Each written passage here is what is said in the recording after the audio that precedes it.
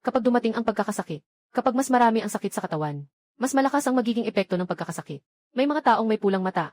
Pag nagising, nagiging maliwanag ang kanilang mga mata. May mga taong may 5 uri ng kanser sa katawan. Pag nagkasakit, ang 5 organo ay nagiging banal na imbakan. Sa isang gala ng kamay, kaya nilang wasakin ang langit at lupa. Mas malupit pa ang mga taong may matinding lakas. Pagising ng sinaunang confessed, 2 set at kalahating confessed ang ibinaba. Walang makakatapat. Pero dahil sa kalusugan ko, napunta ako sa pinakababa. Pinilit akong magmina sa isang mapanirang kumpanya. Pinilit nila akong magmina sa isang mapanirang kumpanya. Sa huli, namatay sa pagod. Hindi inaasahan. Nang muling bumukas si Zaulo ang kanyang mga mata, ay bumalik siya sa nakaraang buwan. Muling mabuhay. Tiyak na magiging sikat si Zaulo. Diyos ng kompetisyon. Maging walang kapantay na Diyos ng kompetisyon. Sasabak na. Diretso kinuha ni Zaulo ang cellphone. Tinawagan ng isang numero. Kapatid Loo, tawagan mo si Lao. Bro Hong, hindi mo ba sinabi dati na 100 milyon ang halaga? Gusto kong ipanagot ito sa kanya. Ang halaga ng bahay na ito ay 100 milyon. Pero sa iyo, 88 milyon na lang ang matatanggap. Isang buwan mula ngayon, tatanggapin mo na. Siyempre, maghihintay ako sa iyo. Nakatanggal ang tawag. Kinuha ni Zaulo ang titulo ng ari-arian. Hawak ito, umalis siya. Isang oras mamaya, umalis si Zaulo mula sa isang gusali ng mga residente. Kinuha ang kanyang cellphone. Tumingin sa bank statement, dumating ang 880,000. Hindi maiwasang bahagyang umiti. Ito ang kanyang panimulang kapital. Ang mga bihira at kakaibang pathogen. Lahat ay hindi mura. Kung gusto mong makumpleto, hindi maiiwasang gumastos. Kahit si Hongji, puti at itim, hindi pwede. Pero hindi niya plano magbayad. Pagkatapos ng isang buwan, magbubukas ang pagkakataon para sa sakit. Ang kontrata sa utang at. Sa oras na yun, sino ang may mas malaking kamao? Siya ang may dahilan. Naalala ko. Sa nakaraang buhay, ang mayaman na si Lin Yuan ay nagpasikat sa isang interview. Sinabi niyang siya ay nasa huling 24 na oras nang ibinaba ng masamang panahon ang abiso. Sa auction, gumastos ng 500,000 para mangolekta ng isang tardigrade na nagising lamang matapos uminom ng tubig. Sa auction na iyon. Noong panahon, kakaiba ang paraan ni Lin Yuan sa pagpapahayag. May halong pagpapakita at may halong panghihinayang din. Dahil dito, naalala ni Zaulo ng malinaw ang interview na ito. Huwag nang mag-aksaya ng oras. Sa gabing ito ang auction. Kailangan nating kumilos. Hindi naisip ni Zaulo ang marami. At nagmadaling pumunta sa address. Pagkalipas ng 20 minuto, dumating si Zaulo sa harap ng hotel. Magandang araw, maaari bang itanong? Kung may auction ngayong gabi, may auction ba ngayong gabi dito? Dito ba ito gaganapin? Gino, gusto mo bang sumali? Pakischedule ako. Kailangan munang suriin ang mga pondo bago mag-schedule. Kailangan ng malaking yaman. Sige, maghintay ka sandali. Pagkasabi nito, tumakbo si Zaulo sa gilid. At nag-tap sa kanyang telepono. Matapos mag-eksperimento sa telepono ng kaunti. Dala ang nakasave na isa bank account. Bumalik sa front desk. Pwede nang i-verify. Tapos na ang pag-verify ng pondo. Naitakda na ang iyong appointment. Ito ang iyong pass. Pakiingatan ito. Mahaba. Umalis si Zaulo sa lobby ng hotel. Tumingin sa kanyang umalis na likuran. Hindi na nakapagpigil ang receptionist. Pinindot niya ang katrabaho ni Tsai gamit ang daliri. May kakaibang ekspresyon. Yung tao kanina, hindi ba siya nag-loan online? Nakapagbigay siya ng malaking mata. Sigurado akong ikaw ang nagsabi kung ano ang iniisip ng taong ito. Para makasali.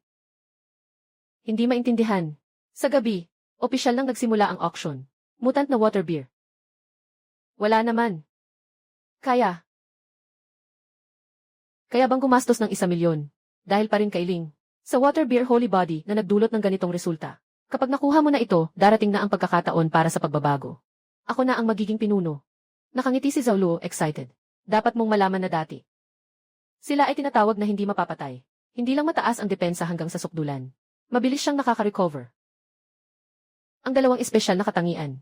Ano man sa dalawang ito, kapag pinili mo mag-isa, panalo ka na. Pero hindi niya plano. Sa huli, malayo pa ang sakit. Walang nakakaalam kung kailan ito mangyayari. Anong nangyari? Kung sobrang nakakalaso nitong bagay na ito, sa loob lang ng ilang araw, pwedeng kunin ang buhay niya. Wala nang silbi pa yun. Mas maganda pang hintayin na maging isang malaking bagay. Hindi lang sapat na water beer ang katawan ko. Hindi pa rin ako magiging walang katulad sa buong mundo. Pero saan kaya ako hahanap? Ano naman ang mga walang laman na virus? Inilagay ni Zaulo ang selyadong lata. Habang nag-iisip. Nang biglang tumunog ang kanyang bulsa. Isang pamilyar na pangalan, si Kinsisi. May lumitaw na malamig na liwanag sa mata ni Zaulo.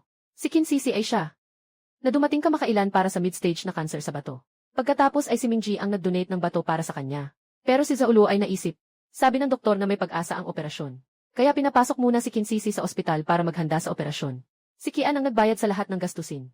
Para kay Zaulo, sapat na ang ginawa niya. Sapat na ang ginawa niya. Para kay Zaulo, sapat na ang ginawa niya.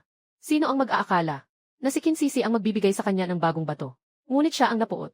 Nang magsimula ang pagkakataon ng sakit sa nakaraang buhay. Dahil sa kanser sa bato, biglang tumaas ang kanyang lakas. At iniwan si Zaulo.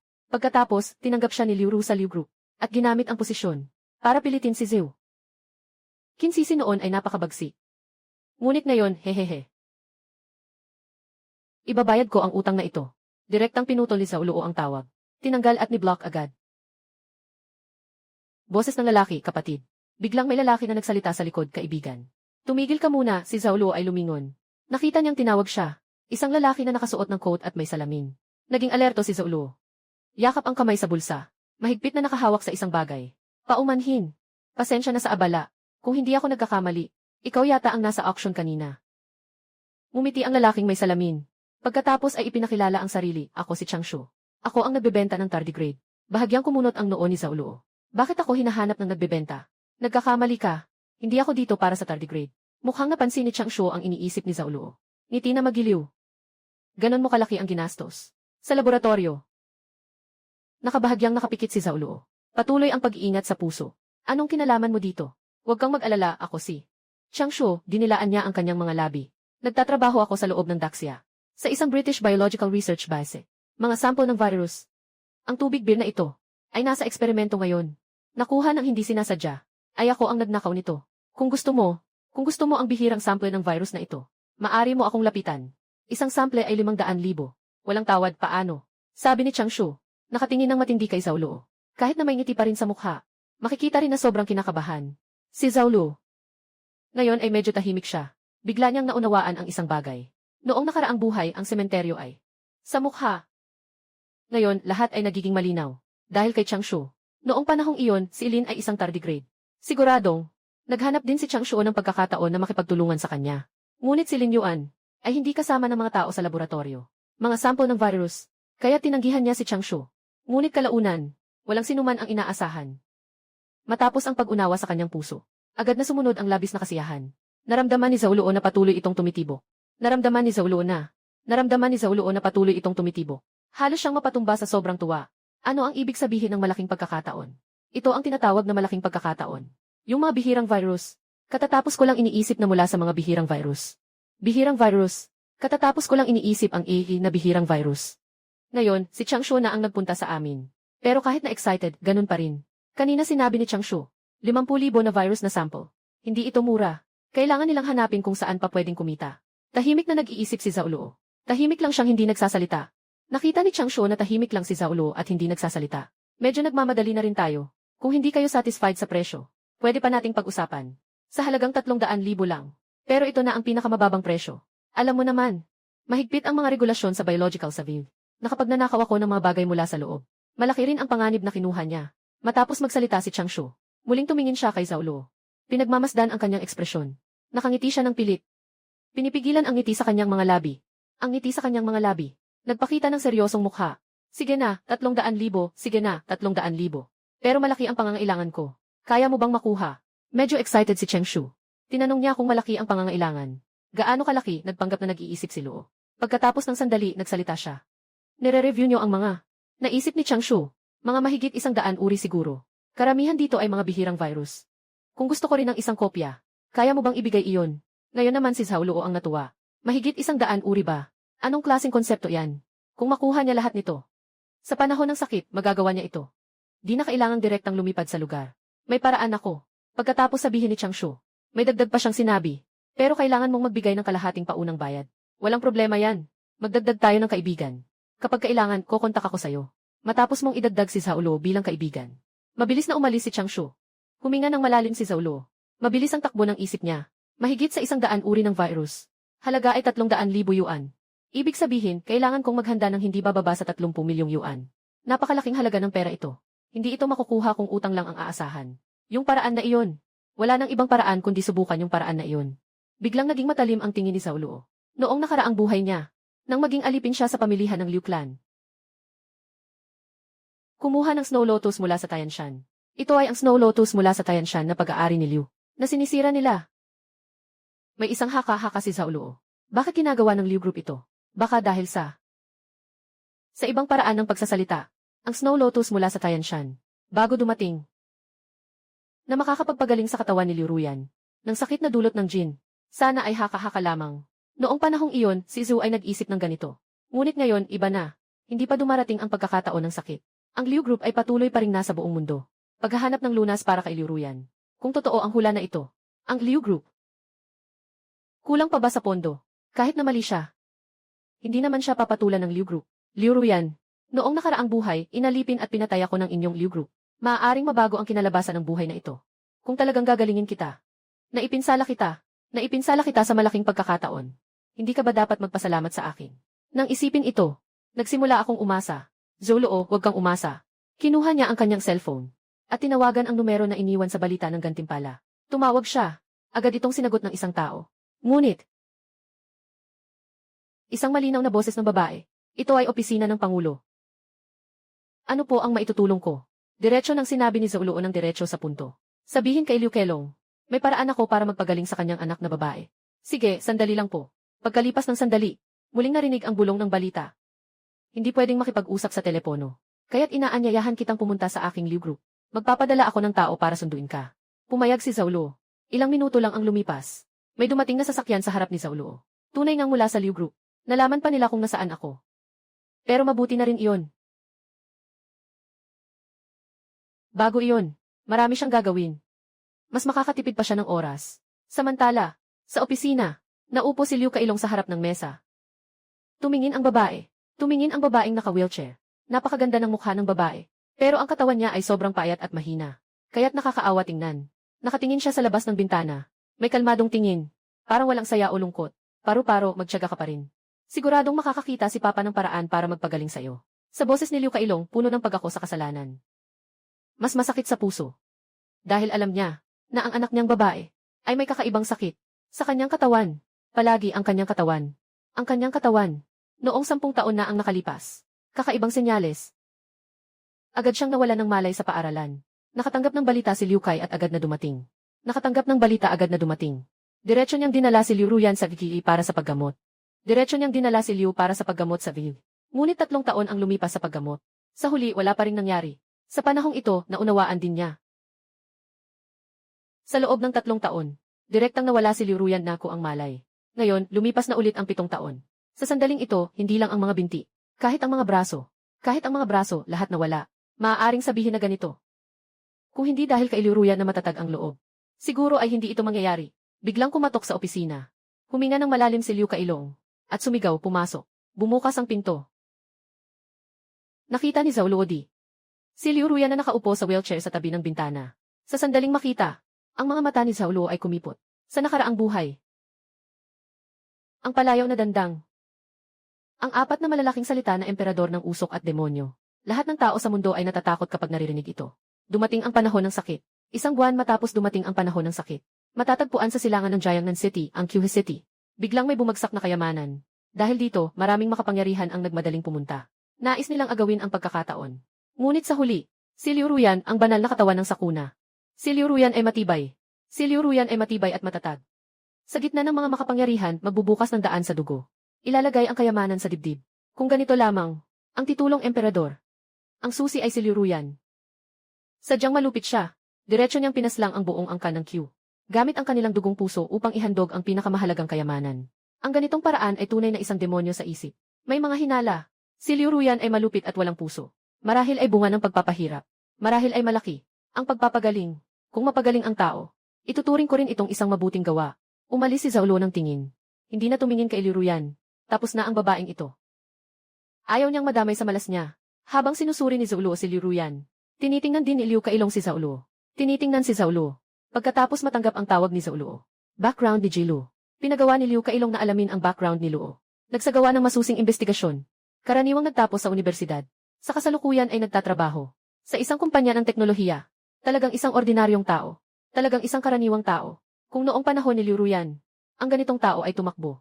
Layo ng layo. Pinili kong huwag na siyang hanapin. At sa halip ay naniwala. Hindi ba ito nakakainis? Pero ang Liu Kailong ngayon ay tuluyan ng yakap. Maging isang patay na kabayo, isipin na ito ay buhay. Handa siyang subukan. Nilinisan ni Liu Kailong ang kanyang lalamunan at nagsalita kay Zaulo. Ano ang plano mong gawin para gamutin ang aking anak na babae? Ngumiti si Zaulo. Bago iyon, gusto kong tiyakin ang isang bagay. Ginoong Liu kung ang paraan ko. Yung 100 milyon. Siyempre, pera ay meron ako. Ang takot ko lang, wala kang karapatang kunin. Hindi matiis ni Liu Kailong kumaway ng kamay. Tama na ang usapan. Sabihin mo na ang plano ng paggamot, o kaya ay umalis ka na agad. Marami pang naghihintay. Ang sakit ng anak mo. Snow Lotus ng Tianshan. Isang sulyap ni Zaulo. Walang anumang emosyon sa mata, tulad ni Zaulo. Sabi niya na ang gamot na ito lang. Pero sa mga taong ito, walang iyo. Sa paglipas ng panahon, medyo naging manhid na, nawala na ang Tianshan Snow Lotus. May kumpiyansa sa mukha. Siyempre, ang kumpiyansang ito ay kanyang pinapakita. Sa nakaraang buhay, Liu Shi Group, Spoon Tianshan Snow Lotus. Isa pa ring hindi tiyak, lahat ay, pumunta ka at kunin mo ang Snow Lotus. Pagkatapos ay ipainom kay Ruyan. Hindi na nag-aksaya ng salita si Liu Kailong. Pumunta ka at ihanda ang mga gamot, kahit na maraming peking Snow Lotus sa merkado, at ang tunay na produkto. Napakabihira, ngunit para sa kanya, hindi ito problema. Habang kinukuha ng sekretarya, tumingin si Zaulo, ng isang mabilis na sulyap. Kasabay ng pag-iisip, hindi ko inakala, na siya ang usok na demonyong emperador. Ang kilalang nakaraan na demon emperor na si Ruyan. Bago magising, napaktahimik niya. Ganito ang itsura niya. Siguro hindi sila naniniwala. Hindi napansin ni Zaulo. Habang si Ruyan, ang mabilis na pagtibok ni Liu Kailong. Putang ina. Ang anak kong babae ay sobrang ganda, parang isang diwata. Tinitingnan ng may pagtatago. Medyo sobra na ba yun? Tingnan mo kung paano kita paparusahan. Bagamat galit si Liu Kailong sa loob. Ngunit mukha niyang parang walang nangyayari. Mukhang kalmado siya. Mga 1 oras ang lumipas. Pumasok ang sekretarya na kukuha ng gamot. Boss, luto na ang gamot. Tanging Tianshan Snow Lotus lang ang laman. Walang ibang sangkap. Ipinatong ng sekretarya ang isang thermos cup sa harap ni Liu Kailong. Kinuha ni Liu Kailong ang tasa. Muling tumingin kay Zaulo at tumayo papunta kay Liu Ruyan. Uminom siya ng isang lagok, tapos ibinuhos ang kaunti sa takip ng tasa. Tapos nagbuhos ulit. Tapos nagbuhos ulit kaunti sa takip ng tasa. Ipinasa ito sa labi ni Liu Ruyan. Ininom ito ng anak na babae. Tingnan kung may epekto. Sumagot si Liu Ruyan ng mahina, okay. Pagkatapos ay dahan-dahang ininom niya. Halos 10 minuto ang ginugol, bago tuluyang maubos ang laman ng tasa. Kumusta ka, anak? Mas maganda na ba ang pakiramdam mo? Ibinaba ni Liu Kailong ang thermos. Matindi ang titig niya kay Liu Ruyan. Ngayon, nakakunot ang noo ni Liu Ruyan. Unti-unting lumitaw ang isang pulang kulay. Ang kanyang lumang balon ay nagkaroon ng alon. Ang tingin ay tumama sa kanyang kanang kamay. Tumingin siya ng maayos. Nawala na ang kamalayan. Ang kanang kamay ay unti-unting umangat. Talagang epektibo. Si Liu Kailong ay nagulat na nagulat. Gamot sa baso. May epekto ang pag-ibig. Pagkatapos ng pagkabigla, kasiyahan na. Ha. Anak, nailigtas ka na. Umugong sa silid. Si Zhao sa tabi ay nakahinga ng maluwag. Huwag mong isipin na wala siyang pakialam. Sa totoo lang, hindi siya magaling magpanggap. Nagniningning sa mata ni Zaulo ang isang bahid ng kasiyahan. Kung hindi lang nandito ang mga tao sa paligid ngayon. Buti na lang nang marinig ko ang balitang ito. Pinag-isipang mabuti ko ito at naalala ko. Maingat na hinawakan ni Liu Ruyan ang kanyang kanang braso. Sa mata niya ay nagsimulang lumitaw ang kasiyahan. Agad niyang ginamit ang kaliwang braso niya.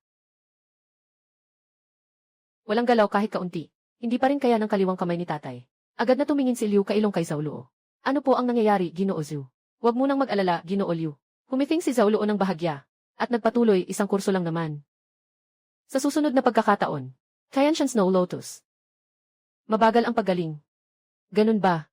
Ako ang nagmamadali. Naunawaan ni Liu Kailong. Sa sandaling ito, sa loob ng maraming taon, si Zaulo lang ang tumingin kay Liu Kailong na iyon. Biglang naisip ni Zaulo na parang gusto siyang tumawa. Kahit na hindi niya maintindihan, bakit ang Tianshan Snow Lotus na ito ay epektibo sa sakit ni Liu. Ngunit sa ngayon, hindi iyon ang pinakamahalaga. Dinilaan niya ang kanyang mga labi. At sinabi kay Liu Kailong. Yung 100 milyon, iyon ba ang gantimpala? Siyempre, ako. Si Liu Kailong ay tumutupad sa kanyang salita. Si Liu Kailong ay nagwagayway ng kanyang kamay. Diretso siyang sinabi sa sekretarya. Ilagay ang 100 milyon sa card ni Ginoong Zhu. Tinatanggap ng sekretarya ang tungkulin. Agad na umalis sa opisina. Naiwan sa loob ng bahay si Liu Kailong at ang kanyang anak. Magbibigay pa ng bilyong pasasalamat. Sa pagkakataong ito, siya ay nagsalita. Si Zaulo. Ang kanyang mukha ay puno ng pasasalamat. Salamat, Ginoong Zhu. Ang iyong kabaitan ay hindi ko malilimutan habang buhay. Agad na sinabi na hindi. Dapat lang. Basta gumaling ang sakit mo, ayos na. Itong si Liuda mo, walang oras. Sino ang humihingi ng kapalit? Kahit na kung ang sakit ni Liu Ruyan ay talagang gumaling bago pa man magkasakit. Talagang makakabawi. Pagkatapos ng panahon ng karamdaman, hindi magdadalawang isip si Zhao Luo. Hindi niya nakalimutan ang kamay ng grupo. Bigla, tumunog ang telepono ni Zhao Luo sa kanyang bibig. Isang mensahe ang nagsabi na pumasok na ang pera. Huminga ng malalim si Zhao Luo. Isang sunod-sunod na mga numero. Tumingin sa bank card, isang sunod-sunod na mga numero. Nabuhay siya ng 2 buhay. Hindi pa niya nakita ang ganitong dami ng pera. Pero napakalma rin siya. At nag-ugnay kay Changshu. Ang pinakamahalaga ngayon ay kontakin si Changshu. Dito lang ang simula. Ginoong Liu, may iba pa akong gagawin. Kaya hindi na kita aabalahin. Si Zhao Luo ay naghanap ng dahilan para umalis. Paalam, Ginoo Zhao. Bumungkag si Liu kailong kay Zhao Luo. Salamat, Ginoo Zhao. Si Liu Ruyan rin ay nanonood sa eksenang ito. Halos mapatawa si Zhao Luo. Bago ang araw na mangyayari ang pagbabago. Matapos magbigay ng paalala ang langit. Hindi niya maintindihan kung anong mga ekspresyon iyon. Baka gusto na niyang patayin siya. Pagkatapos umalis sa Liu Corporation. Walang salita si Zhao Luo. Diretsong binigay ang pera kay Chang Yuan. Diretso ibigay kay Chang. Handa na ang mga dokumento. Kayo ang mag-aral 00. Kailangan ko ng kopya. Hindi nagtagal. Mabilis na nagpadala ng sagot ang kabila. Handa na ang deposito. Pumunta sa address na ito para sa transaksyon. Sunod-sunod na ang mga address nasa cellphone ni Ji Luo. Pagkatapos niyang pumunta sa bangko para kunin ang deposito. Mabilis siyang nagtungo sa destinasyon. Sa isang marangyang hotel sa South River City. Nilingon niya si Changshu sa kabilang side. Dala-dala ko na ang deposito. Gusto ko rin ng 1 dose ng droga. Walang problema, di ba? Siyempre, walang problema. Si Changshu ay may mga mata na kumikislap. Lumapit at binuksan ang kahon. Tumingin sa loob na puno ng salapi. Sobrang excited siya. Kumuha ng 2 tumpok. Matapos suriin, tiniyak na totoong pera ito. Agad na isinara ni Changshu ang kahon. Tumingin din siya kay Luo. Bigyan mo ako ng 2 araw. Pagkatapos ng 2 araw, nasa posisyong ito pa rin. Walang pagtuto si Zhao Luo dito. Kunin ang pera at umalis. Ngunit hinadlangan niya ito. Huwag magmadali bago yan. Kailangan mong ipakita sa akin ang iyong. Kung hindi, baka ikaw ay isang manloloko. Saan ako pupunta para magreklamo? Ganito ang sasabihin. At ang gizi. Ibigay kay Zhao Luo. Shan 8 Biological Pharmaceutical Research Base. Tagapangasiwa ng UNGIF. Tagapangasiwa ng pamamahala ng sasakyan. Malinaw na nakasulat sa itaas ang impormasyon ng trabaho. Pagkatapos makumpirma na walang problema, dinala ni Zulu ang natitirang bayad ng UNGIF. Dito. Magkakapagpalitan tayo ng pera. At kalakal ng sabay. Ngumiti si Cheng Xiao. Nang marinig ang salitang huling bayad, muling kumikislap ang kasiyahan sa kanyang mga mata. Isang malaking halaga na 30 milyon. Basta makuha niya ito, hindi na siya mag-aalala sa kanyang kinabukasan. Habang siya ay nalulugod sa kagalakan ng isang buhay na walang problema. Oras ng Tsina. Boses ni Zhao Lubay.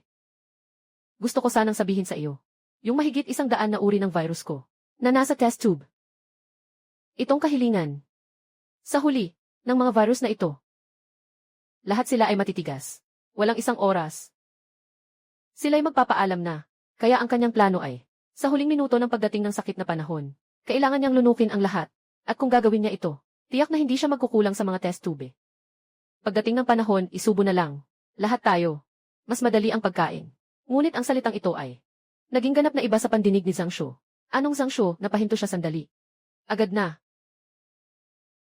Kung ganito ang gagawin, kaya ang mga virus na ito ay may halaga sa pananaliksik. Ang mga tao sa institusyon ng pananaliksik, kahit ito ay hindi nila naunawaan. At saka, higit sa 100. Maaaring magkaroon sila ng pangalawang, o kahit ilang hindi makontrol na pagbabago. Sa mga panahong iyon, ang virus, ay walang sinuman ang makakaalam. Baka ma-take over pa ang isang buong syudad. Nang marating ito, isang takot ang sumilay. Alam na alam niya, kung gaano kalaki ang kanyang pinag-aaralang base. Anong klaseng mutant na Ebola? Mutant na bulutong tubig at iba pa. Kahit alin pa man iyon, ihiwalay, lahat ay pinag-uusapan ng mga tao. Ngunit ngayon, lahat ay pinagsama-sama. Aba, grabe. Gusto ba nitong batang ito na magpakamataas? Tiningnan ang mahahabang buhay. At sa isip ay nag-aalinlangan. Bakit mo ako pakialaman? Bibigyan kita ng pera. Sundin mo na lang. Zhao Lubing. Walang dahilan.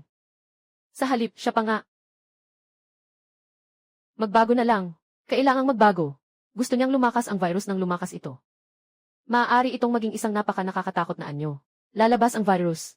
Bawat minuto, lalabas ang virus. Lalabas ang virus. Bawat minuto, lalabas ang virus. Mas magiging masaya siya. Biglang nabulunan si Changshu. Matagal na nag-isip si Ren at tumango. Sige, gagawin ko ang sinabi mo. Naisip din niya ito. Basta makuha lang ang pera. Tatakbo na siya palayo. Diretso sa ibang bansa. Malayo sa lugar na ito. Sa oras na iyon, hindi na alintana ni Zhao Luo kung ano ang gusto niyang gawin. Wala siyang kinalaman dito. Basta't pumasok ang pera, ayos na. Hindi tayo magpapakita hanggang sa magkita ulit. Sang-ayon sa pagkikita, nakapag-relax na rin si Zuluo. Itong higit sa 100 uri ng virus, tiyak na magpapataas ng aking lakas. Sa isang napakamapanilang antas. Nang naisip ito, puso ni Zuluo ay nagliyab ng isang apoy ng laban. Hindi pa sapat, hindi pa ito sapat. Huminga siya ng malalim. Naging matalim ang kanyang tingin. Bagamat mapanganib ang mahigit 100 uri ng virus na ito. Pero pakiramdam ni Zuluo ay hindi pa rin siya kampante. Malaki ang populasyon ng Blue Star. Kalikasan, marami ring tao ang naroroon. Maraming malakas. Bawat isa mas matindi pa. Mga nangungunang eksperto. Lahat nagsusulputan. May ilan ding hindi originally may sakit. Pero swerte lang talaga nila. Minsang makakuha ng mga bihirang kayamanan na nagdudulot ng malaking pagtaas ng lakas. Napakaraming pagbabago. Mahigit 100 uri ng virus. Maaari niyang sakupin ang buong mundo dahil siya ay muling isinilang. Dapat siyang maging pinakamalakas. Kung hindi ba sayang ang magandang pagkakataon? Hinagod ni Zuluo ang kanyang mga labi. Mayroon na siyang 7 hakbang na plano sa kanyang isipan. Tungkol sa virus na ito, maaari na niyang sabihin na nakolekta na niya ang lahat. Maaaring pagkatapos ng pagdating ng panahon ng sakit, ang mga salik na magpapalakas sa kanya ay hindi lamang ang pagkakasakit, mga basura mula sa industriya at maruming tubig. Ang mga bagay na hindi kayang abutin ng mga karaniwang tao, ay kaya rin niyang gamitin para lumipad pataas. Sakto, may malaking planta ng kemikal sa lungsod ng Jiangnan. Puntahan natin doon kung pwede tayong kumuha ng kemikal na wastewater. Puntahan natin kung pwede kumuha ng wastewater. Wastewater. Pagdating ng oras, gamitin natin ang kemikal na iyon. Ulitin ang pag-uga. Lalong naging excited si Zuluo. Hindi mo maipaliwanag kung gaano ito kasarap. Sabi ng gagawin na. Agad na pumunta si Zuluo sa tabi ng kalsada. Tumawag ng taxi at nagmadaling pumunta sa pabrika ng kemikal. Ang hinahanap niya, mga basura ng kemikal. Mga 20 minuto ang lumipas. Nahanap ni Zuluo ang imbaka ng basura ng kemikal. Nagtago siyang kumuha ng maraming bote at dinala ito pabalik. Mabilis na lumipas ang 2 araw. Dumating na ang oras ng transaksyon kay Changshu. Dinala ni Zuluo ang isa pang bagay sa hotel. Matagal nang naghihintay si Changshu. Dinala ko na ang kalahating bayad. Nasaan ang gusto ko? Tumingin siya sa kabila. Ito. Maingat na inilabas ni Changshu ang isang maliit na kahon. Ipinatong ito sa mesa. Dahan-dahan niyang binuksan ang kahon. Isang spiral na test tube. Ang lumitaw sa paningin ni Zuluo. Ayon sa iyong kahilingan, inilagay ko ang aming pag-aaral. Inilagay ko ang aming pag-aaral ng 105 uri ng variant na virus. Lahat ay nandito. Habang nagsasalita si Tangshu, ay kumuha ng isang e-zip drive. Ay kumuha ng, narito ang detalyadong impormasyon. Nandito ito. Ito lang. Ingatan mo ito. Kung nawala ito, wala na akong ibang makuha. Naiintindihan ko. Tumingin lang si Zuluo sa VSP. At inalis ang tingin. Sa test tube na iyon. Nakatutok muli sa test tube na iyon. Ang buong labas ng test tube ay malinaw. Sa loob nito ay may malinaw na hindi kilalang likido. Sa mata, tila wala namang espesyal. Nakita ni Changshu si Zhou. Kaya hindi niya mapigilang umubo ng 2 beses. Magsasalita na ako ng masama ha. Nasa isang lugar tayo. Pag-uwi mo, yung sakit sa loob. Hindi ko masisigurong. Nang makita si Changshu na may problema, huwag mong hanapin ang mukha ko. Si Zhou ay hindi mapigilang matawa. Huwag kang mag-alala, hindi kita hahanapin. Inilalagay niya ang takip sa kahon. Pagkatapos ay inilalagay niya ito sa loob. Sunod, si Changshu King ay naglalabas ng pera mula sa loob. Kapag walang problema, matatapos na ang transaksyon. Sige, aalis na ako. Hanggang sa muli, umalis si Zuluo nang hindi man lang tumitingin pabalik. Ngunit nang tumingin siya sa mesa, ngunit natuklasan ang EXP na iyon. Ay hindi dinala. Anong klaseng impormasyon ang nakalimutan niyang dalhin? Si Tangshu ay kinamot ang kanyang ulo. Sa totoo lang, ang laman ng EXP na ito ay mas mahalaga kaysa sa virus. Bilang isang tao mula sa Biological Research Institute, ay nagawa pang nakakatuwang isipin. Sige na nga, nakuha ko na ang pera. Walang kinalaman sa akin ang iba pang bagay. Umiling si Changshu. Hindi na niya gustong makialam. Dinala niya ang pera at sumunod agad. Umalis sa hotel. Dahan-dahang dumadaloy ang oras. Mabilis na malalapit ang araw ng pagkakasakit. 1 linggo na lang ang natitira. Sa loob ng marangyang apartment sa lungsod ng Jiangnan. Ito ang apartment ni Zhou. Binuksan niya. Binuksan niya ang isang misteryosong bag. Kunin mo yung maliit na boteng nasa loob. Ngumiti ng bahagya ang kanyang mga labi. Ito ay espesyal niyang ginawa. 100% purong tubig mula sa Hefei. Kapag nakuha na niya ang mga ito, pagdating ng panahon ng pagbabago ng sakit, hindi ako magiging walang laban. Ilalagay ko ng maayos ang botelya. Sa puso ni Zuluo, hindi maiwasang pumasok ang isang pag-asa bigla. Kinuha niya ito at tiningnan. Nalaman niyang isang hindi pamilyar na numero, kaya pinindot niya ang buton para sagutin. Zuluo, ano ba talaga ang nangyayari sa'yo? Hindi mo sinasagot ang tawag. Baka ni-block mo na ako. May mga bayarin pa sa ospital na hindi na bayaran. Parang iniisip nila na pabigat ako. Ayaw na nila akong iligtas, di ba? Nabunyag ang tunay mong iniisip. Tahimik si Zuluo. Tapos na tayo. Huwag mo na akong istorbohin. Naintindihan mo ba? Habang hindi pa nakakatanggap ng tawag sa kabilang linya, biglang sumigaw si Kinsisi na galit na galit. Diretsong pinindot ni Zuluo ang pindutan ng pagtawag at binaba ang tawag. Sa mga sumunod na araw, patuloy na lumalakas ang hakbang ni Zuluo. Ngunit si Zuluo ay hindi pa rin. Nagpunta pa siya para kolektahin ito ng isang beses. Sa sandaling ito, puno ng mga kayamanan ang kanyang imbakan. Puno ng mga kayamanan. Sa oras na ito, sa likod niya, naririnig ang balita sa telebisyon tungkol sa pagsabog ng gusali. 1-0 minuto ang nakalipas. Biglang bumagsak ang malaking tulay sa Vicky. Hindi pa malinaw ang bilang ng nasugatan at namatay. Sa telebisyon, ang tagapagbalita ng balita ay nagbabasa ng ulat, kasama ng ilang magulong mga larawan. Insidente tulay tidet kahit malabo ang mga larawan. Insidente tulay, ngunit bahagyang makikilala. Insidente tulay, ito ay ang Copper Flash Bridge. Ngunit ito ay ang Copper Gate Bridge. Parang may nangyayari. Natila may sakit na paparating. Matapos makita ang balitang ito, naging masigla si Zuluo. Alam niya ng malinaw ang dahilan kung bakit bumagsak ang England sa nakaraang buhay. Dahil sa isang dambuhalang nilalang na nakatayo bilang hari ng mga kakaibang hayop. Ang hari ng hayop ay tinatawag na pula-ulo na crab. Noong unang dumating, ang antas nito ay nasa 3 antas ng espiritu. Dahil dito, nagawa ng militar ng Britanya na gamitin ang matinding armas upang patayin siya. Ngunit kahit ganito, mabuti pa rin na naaalala ni Zuluo na nagdulot ito ng 50,000 na nasawi sa Britanya. Sa simula, ayaw ng Britanya nahayaan ang Red Tail. Hindi nila inaasahan na napakabilis ng pagkalat. At saka ang pulang buntot ng mga putakti. Hindi talaga maitatago. Sa loob lamang ng 2 araw, mga larawan ng pulang buntot ng mga putakti. Pulang buntot ng mga putakti. Umakyat, red-tailed wasp scorpion, iba't ibang larawan. Maraming video ang lumabas na nagdulot ng takot sa buong asul na bituin. Sa katunayan, ang red-tailed wasp ay may napakalaking katawan na mailapad na ilang metro. At ang isang hampas nito ay kayang putulin ang nakakatakot na pangil. Sobrang nakakabigla talaga. Ayos na ayos, wala akong ginastos. Tahimik na niyakap ni Zuluo ang kanyang mga kamao. Hindi niya maiwasang isipin ang isang posibilidad, na baka bumalik siya ng kusa. Baka bumalik siya sa linya ng mundo. Pero ngayon, ang balitang ito ay nasa puso ni Zuluo. Ang panahon ng sakit ay malapit nang dumating. Sa kasalukuyan, nasa opisina si Liu sa koleksyon. Harap ni Liu Ruyan. Napapangiti ng labis. Anak, natuklasan mo na ang katotohanan. Ayon sa pagsusuri, ang kalagayan mo ay gumaling ng 30% ng Snow Lotus. Siguradong gagaling na ako sa sakit na ito sa lalong madaling panahon. Narinig ang masiglang boses ni Liu sa tabi. Nakasakay sa wheelchair si Liu Ruyan. Bahagyang umangat ang kanyang mga labi, nagbigay ng ngiti. Bumuka siya ng bahagya ang kanyang mga labi, Ama. Kapag gumaling na ako sa sakit ko. Malaki ang utang na loob ng pamilya Liu. Sabihin mo, anak, paano mo gustong suklian si Ginoong Zhu? Sandaling nag-isip si Liu Ruyan. Pagkatapos ay gumiti at sinabi, Ama, gusto kong maging akin si Ginoong Zhu. Anak, ibig mong sabihin na gusto mo si Ginoong Zhu. Hindi tumanggi si Liu Kailong. Basta gumaling ka lang. Sino man ang gusto mong pakasalan, ayos lang. Susuportahan kita, anak. Ngunit si Liu Ruyan ay umiling. Lumiko siya. At muling tumingin sa labas ng bintana. Nakangiti pa rin siya. Hindi ko iyon ibig sabihin. Siya ang magiging akin. Tatay, alam mo ba ang tungkol sa mami? Gagawin kong mami si Zuluo. Siya ay magiging akin. Hindi niya ako kailanman pagtataksilan. At hindi rin siya lalabag sa akin. Nang sinabi niya ito, ang tinig ni Liu Ruyan ay magaan at masaya. Parang nakikipag-usap siya sa isang batang babae. Pero nang marinig ni Liu Kailong ang salitang iyon, nabigla siya ng kaunti. Tama ba ito? Kailan naging ganito ang anak ko? Pero hindi nagtagal ang tanong na ito. Ngunit nawala ang tanong na iyon. Ngumiti si Liu Kailong. Dalhin mo siya dito. Ano man ang gusto mong gawin, anak, gawin mo lang. Sa kanyang mata, si Zuluo ay isang ordinaryong tao lamang. Kung gusto ng anak ko ang kanyang buhay, itinuturing pa niyang pabor iyon. Mabilis lang ang 7 araw. Sa madaling araw ng araw na ito, lahat ng tao sa Blue Star ay sabay-sabay na nakarinig ng isang tinig sa kanilang isipan. Malapit nang magsimula ang era ng mutasyon. Pagkatapos ng 24 na oras, lahat ng tao ay haharap sa ebolusyon.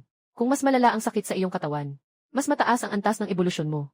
Natitira, 23 oras, 59 minuto, 59 segundo bago magsimula ang era ng mutasyon. 1 minuto lang ang lumipas. Kayo ba ay nagsasalita? Malapit nang magsimula ang panahon ng pagbabago. Akala ko dati hindi lang ako nakarinig. Akala ko ay pakinggan ko lang ang aking isipan. Ang buong sangkatauhan ay nagsisimula ng ebolusyon. Totoo ba iyon? Mas malala ang sakit. Mas mataas ang antas ng ebolusyon. Kahapon, nagkaroon ako ng huling yugto ng kanser sa baga. Hindi ba't may pag-asa pa? Ang mga talakayan sa internet. Sunod-sunod na dumating. Sa gabing ito, walang natutulog sa ilalim ng asul na bituin. Noong ako'y malusog, ako'y nagwawasiwas ng kamay sa galit. Magkaroon ng mas maraming sakit. At ang mga taong talagang may sakit. Sa sandaling ito ay labis na nagagalak. Sumisigaw na may mata ang Diyos. Sa oras na ito, pinalitan ni Kinsisi ang kanyang numero. Tumawag kay Zaulo. Zaulo, narinig mo ba? Malapit nang magsimula ang pagkakataon ng pagbabago ng sakit. Talagang may mata ang Diyos. Alam niyang hindi dapat mawala ang buhay ko, si Kinsey. Sang-ayon ka ba? Sinasabi ko, dapat akong magpasalamat sa iyo. Talagang tinanggap ko ang responsibilidad. Pagsisisihan mo ito. Pagsisisihan mo ito habang buhay. Makinig sa tawag na iyon. Si Zaulo ay nakatitig na may pilyong ngiti. Ngunit agad na nagbago ng tono. Nagpapanggap na nakikiusap, sabi ni Sisi. Matapos magbukas ang pagkakataon ng sakit. Pwede ba kaming magkita minsan? Si Kinsey sa kabilang linya. Biglang naging mapangaha si Zaulo. Ngayon ay nagsisisi na siya. Bibigyan kita ng isang pagkakataon. Sa araw na magsimula ang panahon ng karamdaman, pumunta ka sa bahay ko. Pag-iisipan ko kung palalampasin kita. Pagkatapos sabihin iyon, pinutol niya ang tawag. Tumingin sa madilim na screen ng telepono. Muling naging mapanukso ang ekspresyon ni Zaulo. Muntik na tumawa ng bahagya. Ako lang ang mga ngaso. Nasa harap. May ilang mga bote at garapon na nakalagay. Ang pinakakapansin-pansin. Tumingin si Zaulo sa test tube. Lubos siyang natuwa, dahil ang orihinal na iyon. Sa sandaling ito, naging itim na. Kung titingnan ng mabuti, maaaring makita pa ni Zaulo sa likido. Mayroong anong? Mukhang parang nag-aaway. Hindi ko alam kung ikaw ay. Si Zaulo ay huminga ng malalim, matapos maayos ang isip. Muling tumingin. Ang ginawang chemical na wastewater. Ang biniling na clear wastewater. At mayroon pang nakakamatay na lason. Anumang makakapagpasawi sa tao. Halos lahat ay nakolekta ni Zaulo. Kahit anong klase nito. Kapag ininom ng normal na tao, tiyak na patay agad. Patay na talaga. Haluin mo muna, para hindi maubusan ng oras mamaya. Mabilis na sa kanyang kamay, ay may lumabas na kakaibang likido. Nakakaiba. Ang maliit na boteng amoy na amoy kasuklam-suklam. Dito nakalagay ang katawan at wastewater. Ng chemical wastewater. Na halo-halo. At yung test tube na puno ng nakakalaso na likido. Pero hindi niya ito binuksan. Tungkol sa test tube na ito, pinaghahandaan ni Zaulo na inumin mag-isa, matapos ang lahat ng ito. Tahimik na maghintay sa pagdating ng sakit, dahan-dahang tumatakbo ang oras. Narinig ang pamilyar na tunog. Mabilis na kumilos si Zaulo. Unang kunin ang tubo. Pagkatapos buksan ito, biglang ibuhos sa tiyan. Sa sandaling nasa loob ng itim na likido. Isang mainit na pakiramdam ng pagsunog. Ang unang naramdaman sa paligid ng dila. Kasunod nito ay ang lalamunan at esophagus. Hanggang sa iba't ibang bahagi ng tiyan. Hindi lang iyon. Pagkatapos itong maramdaman, biglang napansin ni Zaulo. Nakasabay nito ang iba't ibang bahagi ng kanyang katawan. Nagsisimula nang marinig ang mga pamilyar na sakit. Yung sakit ay unti-unting lumalakas. Sa loob lang ng ilang segundo, mas lalong sumakit hanggang sa mawalan ng malay si Luo. Manatiling matatag, si Zaulo ay nakanganga ng ngipin. Nakapula ang mga ugat sa noo. Nahihirapang itaas ang kamay. Mahigpit na hawakan ang matagal ng halo. Pagkatapos ng mga bote ng nakalalasong tubig na kumukulo. Ngayong bumagsak si Zaulo. Dahil sa kanyang katawan. Nakuha ang lahat ng kanyang enerhiya. Kaya wala siyang panahon para mag-alala. Kung may makakita kay Zaulo ngayon, siguradong matatakot sila sa kanyang hitsura. Siguradong matatakot sila. Nakatayo ang mga mata, mukha na parang atay ng baboy, puno ng mga ugat sa balat. Ang masamang espiritu ay nagtatago. Opisyal na nagsimula ang pagkakataon ng sakit. Sa pagdating ng huling segundo ng countdown, parang may malaking kamay na humahaplos sa mundo. Parang ang buong mundo.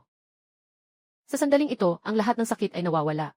Higit pa rito, naging kamangha-mangha ang kanilang nadiskubre, na ang kanilang katawan ay tila nagbago. Para sa mga may cancer sa baga, sa bawat hininga, malakas nilang natatanggap ang enerhiya. Biglang tumaas ang kanilang lakas at resistensya. Ang mga may sakit sa balat, ang kanilang balat ay tumitigas na parang bato. Hindi tinatabla ng tubig at apoy. Mayroon ding mga taong may kapansanan sa mga binti mula pa sa kapanganakan. Sa sandaling ito ay nararamdaman lamang na ilang metro ang taas. Katulad nila, sa panahong ito si Zaulo, na ituwid na mula sa kalagayan ng pagbabago. Nahawa ng tardigrade, katawan na hindi namamatay. Muling tumubo ang naputol na bahagi. Nahawa ng mutasyong rabies virus. Nakuha ang talento. Tumaas ang kakayahan sa pag-unawa ng 1,000%. Nahawa ng mutasyong Ebola virus. Kumuha ng talento, sumipsip ng espiritu. Tumaas ang bilis ng 1,000%. Nahawa at 1,000%. Isang-isa ay lumalabas sa katawan. Sa bawat paglitaw ng isa. Masigit pang pagsusuri, umabot ng 138 na uri. Nagtamo ng daan-daang sakit. Kasalukuyang isinasagawa ang pagpapalakas at pagsasanib. Matagumpay na pagsasanib. Naglaho ang kalituhan ng siyam na kadiliman. Sa isang kisap mata, naramdaman ni Zaulo ang sukdulang kapangyarihan na sumabog sa kanyang katawan. At sa sandaling iyon, si Zaulo ang naging sentro ng espiritual na enerhiya sa loob ng halos kalahating ilog, na nagsimulang unti-unting lumiit. Pagbuo ng espiritu, malaking paikot-ikot. Patuloy na nagsasama-sama. Patuloy na nagsasama-sama sa loob ni Luo. At ang mismong katawan ni Luo. Sa sandaling ito ay naging kalagayan ni Luo. Sandaling-sandali lang. At direktang nakarating sa unang antas ng kalagayan. Kahit na ganoon, nararamdaman pa rin ni Luo. Yung parang ordinaryong dansyan sa loob niya. Patuloy na nagsusuka ng enerhiya. Hanggang sa maabot niya ang antas ng kalagayan. Na unti-unting bumababa ang dansyan. Sa kalagayan ng spirit transformation, ika-6 na yugto. Bahagyang naramdaman ni Luo ang nakakatakot na lakas sa loob ng katawan niya. Tiyak siya. Kapag gusto niya lang, kahit isang banayad na paggalaw ng kamay, ang gusali ng apartment na kinaroroonan niya, ay babagsak agad. Ganito ba ang pakiramdam ng isang malakas? Huminga ng malalim si Luo. Ang kurba ng kanyang labi ay unti-unting umaangat. Sa wakas, siya, ay hindi na ang kapangyarihan ng 6 na antas ng espiritu sa nakaraang buhay. Sa kasalukuyang yugto, ang buong gusali. Habang nag-iisip si Luo ang nasa ilalim ng kanyang mga paa ay tila malapit ng bumagsak. Sa labas, tunog ng pagsabog. Siya ang Silver Armored Xuanjiao. Agad na naintindihan ni Luo kung ano talaga ang nangyari. Parehong araw. Nang magsimula pa lang ang panahon ng sakit, malapit sa boarding elementary school sa Jiangnan City, biglang lumitaw ang Silver Armored Xuanjiao ng mga kakaibang insekto sa bagong mundo. Dahil sa pagsisimula ng sakit na panahon, kahit na ang mga tao sa 4 na pampang na may sakit, sa puntong ito, nananatili pa rin sila sa paunang estado. Dahil dito, ang biglaang paglitaw ng Silver Armored Xuanjiao, direktang nagdulot ng napakaraming pagkamatay at pinsala. Hindi alam kung ilang mga bata ng mga pamilya ang naapektuhan. Lahat sila ay namatay sa kanyang mga kamay. Noong panahong iyon, si Luo ay hindi nahuli ng mga grupong biglang umusbong. At ang paaralang ito ay matatagpuan malapit sa tahanan ni Zhu. Maaari nating sabihin na si Zhu ay saksi sa malupit na pagpaslang na ito. Naalala ko noong nakaraang buhay pagkatapos mapatay si Xuanjiao. Ginawang isang pilak na sibat ang kanyang likod ng dragon. Napakalakas ng kapangyarihan nito. Sakto lang ang aking kamay. Ngumiti ng bahagya si Luo. Sa isang iglap na wala siya sa lugar. Sa harap ng pintuan ng Yangguang Elementary, tumingin ang mga pulis sa kalangitan. Ang pilak na pananggan ng itim na drake. Nagmumula ang mga mata nito ng kumikislap, may seryosong ekspresyon. Sa kasalukuyan ay gabi. Sa dormitory ng Sunshine Elementary, nagpapahinga. Marating ang dormitory building. Magkakaroon ng maraming sugatan at pumanaw. Unang magpaputok para makaakit ng atensyon ng hayop na iyon. Huwag hayaang masaktan ang mga bata. Narinig ng mga kasapi ng koponan. Lahat ay kumuha ng kanilang mga baril. Agad na nagbukas ng apoy ang Silver Armored Xuanjiao. Dumagsa ang napakaraming apoy. Ang mga ito ay orihinal. Nang mahawakan ang balat ng pilak, lahat ng lakas, parang nawala ang lahat ng lakas. Direktang naitaboy. Walang iniwang kahit isang gasgas. Ngunit ang kanilang layunin ay mailihis ang atensyon ni Silver Armor mula sa mga estudyante. Sa sandaling iyon, ang kanyang mapulang mga mata ay tumingin sa labas, tumingin sa mga pulis sa pintuan. Isang tingin ng paghamak ang dumaan sa mga mata. Mga payak na langgam, nangahas pa kayong guluhin ang aking pagkain. Sa susunod na sandali, sa itaas ng pulisya. Tumingin pababa, iyon ang buntot sweep. Napakabilis ng buntot sweep. Hindi na nakapaghanda, tinamaan agad. Umuubo ng dugo. Nakatumba ang nakatumba. Ang mga kasapi na dati kumpleto sa armas. Ngayon ay napakawalang kalaban-laban. Sumpeng hayop, nakatagilid na nakagat ang mga ngipin. May mga patak ng dugo sa kanyang labi. Ang kanyang pinamumunuan na grupo ay ang may sakit ngayon. Nabuo ng pansamantala. Ang mga kasapi ay mga gising na may sakit. Ngunit kahit ganito, ang pinakamataas na antas sa kanila ay nasa 2 antas lamang. Hindi ito maihahambing sa kasalukuyang pila. Sa mga sugatang kasapi, isang binatang may gupit na kastanyas. Tumayo ka. Tumingin ka sa kapitan. Gaano pa katagal darating ang suporta mula kay Chen?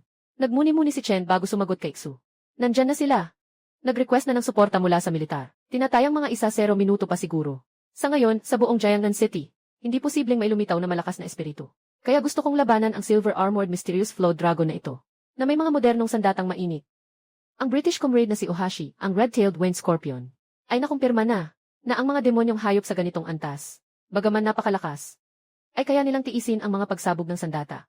Ang kanyang misyon, bago dumating, gamitin ang lahat ng paraan, Silver Armored Xuanjiao. Huwag siyang hayaang 10 minuto ba, hanggang sa numerong ito. May matibay na desisyon sa mga mata. Nakita ni Chen Dao ito. Hindi maiwasang manginig ang puso niya. Biglang pumasok ang masamang pakiramdam. Kinukondena, anong balak mong gawin? Sa oras na ito, ang langit ay puti, ang pilak na kabalyero, ang itim na ahas. Masaya siya sa kanyang sarili sa atake na ito. Hindi na pinapansin ang mga insekto na may mababang lakas. Sa halip, tinanong niya si Kapitan Chen. Ilang granada ang dala natin?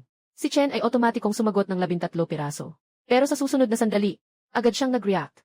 Tumingin siya kay Kians. Hindi mo naman balak na hindi gawin to, di ba? Siyempre, hindi. Wala nang oras. Chen Dui, nandyan pa sa dormitoryo ang kapatid kong babae.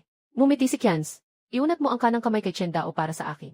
Bago magsimula ang panahon ng sakit, ako ay may kapansanan sa mga binti. Dito ako nag-iisa, mga hayop sa langit. Sa publiko at pribado, walang pag-aalinlangan ang aking desisyon. Pagka sinabi nito, lahat ng naroroon ay nanahimik at napaiyak. Si Chen Dao ay may pulang mga mata. Ibinigay ang nasa katawan kay Qianzi. Ang iba pang mga kasapi ng koponan ay may pulang mga mata rin. Gumawa ng parehong kilos. Matapos makuha ang 13 granada, ngumiti si Qianzi. Tumingin siya sa silver-armored Xuan Jiao. Sumigaw ng hayop, hindi pa ako namatay, apo. Bakit ka tumatakbo, sabihin mo na. Muli niyang itinaas ang kanyang rifle. At muling pinaputukan ang kalangitan, ang Xuan Jiao ay muling tinamaan.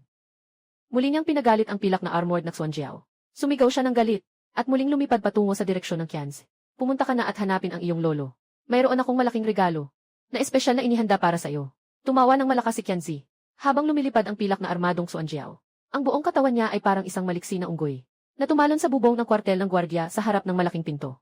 Nang makita ng pilak na armadong Xuan Jiao na hindi tumakas si Qianzi. Pilak na armadong Xuan Jiao, para pa siyang gustong makipaghamunan sa sarili. Biglang nagalit siya. Nagliliwanag ang buong katawan niya na may bahid na pilak. Handa nang bigyan ng leksyon ang insekto sa harap niya. Ngunit nang lumipad siya papunta sa ibabaw ni Qianzi Zeng, nakita niyang kumikilos ang dalawang kamay ni Qianzi sa ilang saglit, at binuksan niya ang lahat ng preno ng kanyang suot na 13 piraso ng granada. Sa susunod na sandali, pinuwersa ni Qianzi ang kanyang mga binti.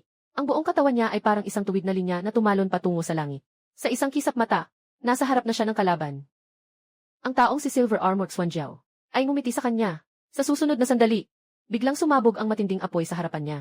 Isang malakas na pagsabog ang narinig. Agad itong kumalat sa buong lungsod ng Jiangnan. Isang biglaang pag-atake na nagdulot ng pagkadilim ng kanyang paningin. Lalo na ang mga pulang mata niya, na ngayon ay duguan at sugatan.